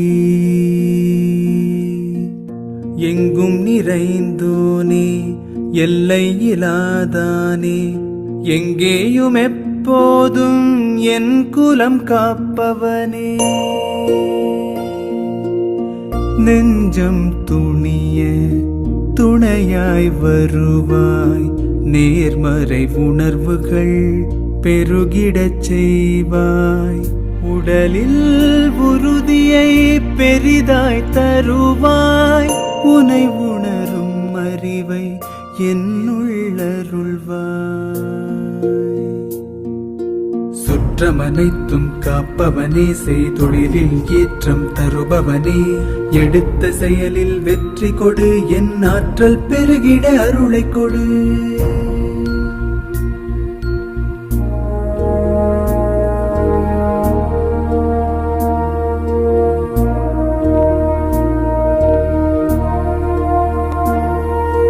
கருவாக்கி உருவாக்கி எனையாண்டு காத்தருளும் இறைவா நன்றி.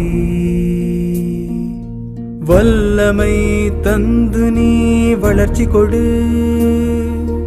அகத்திலும் புறத்திலும் மலர்ச்சி கொடு. வளர்ச்சி கொடு, மலர்ச்சி கொடு, வளர்ச்சி கொடு, மலர்ச்சி கொடு.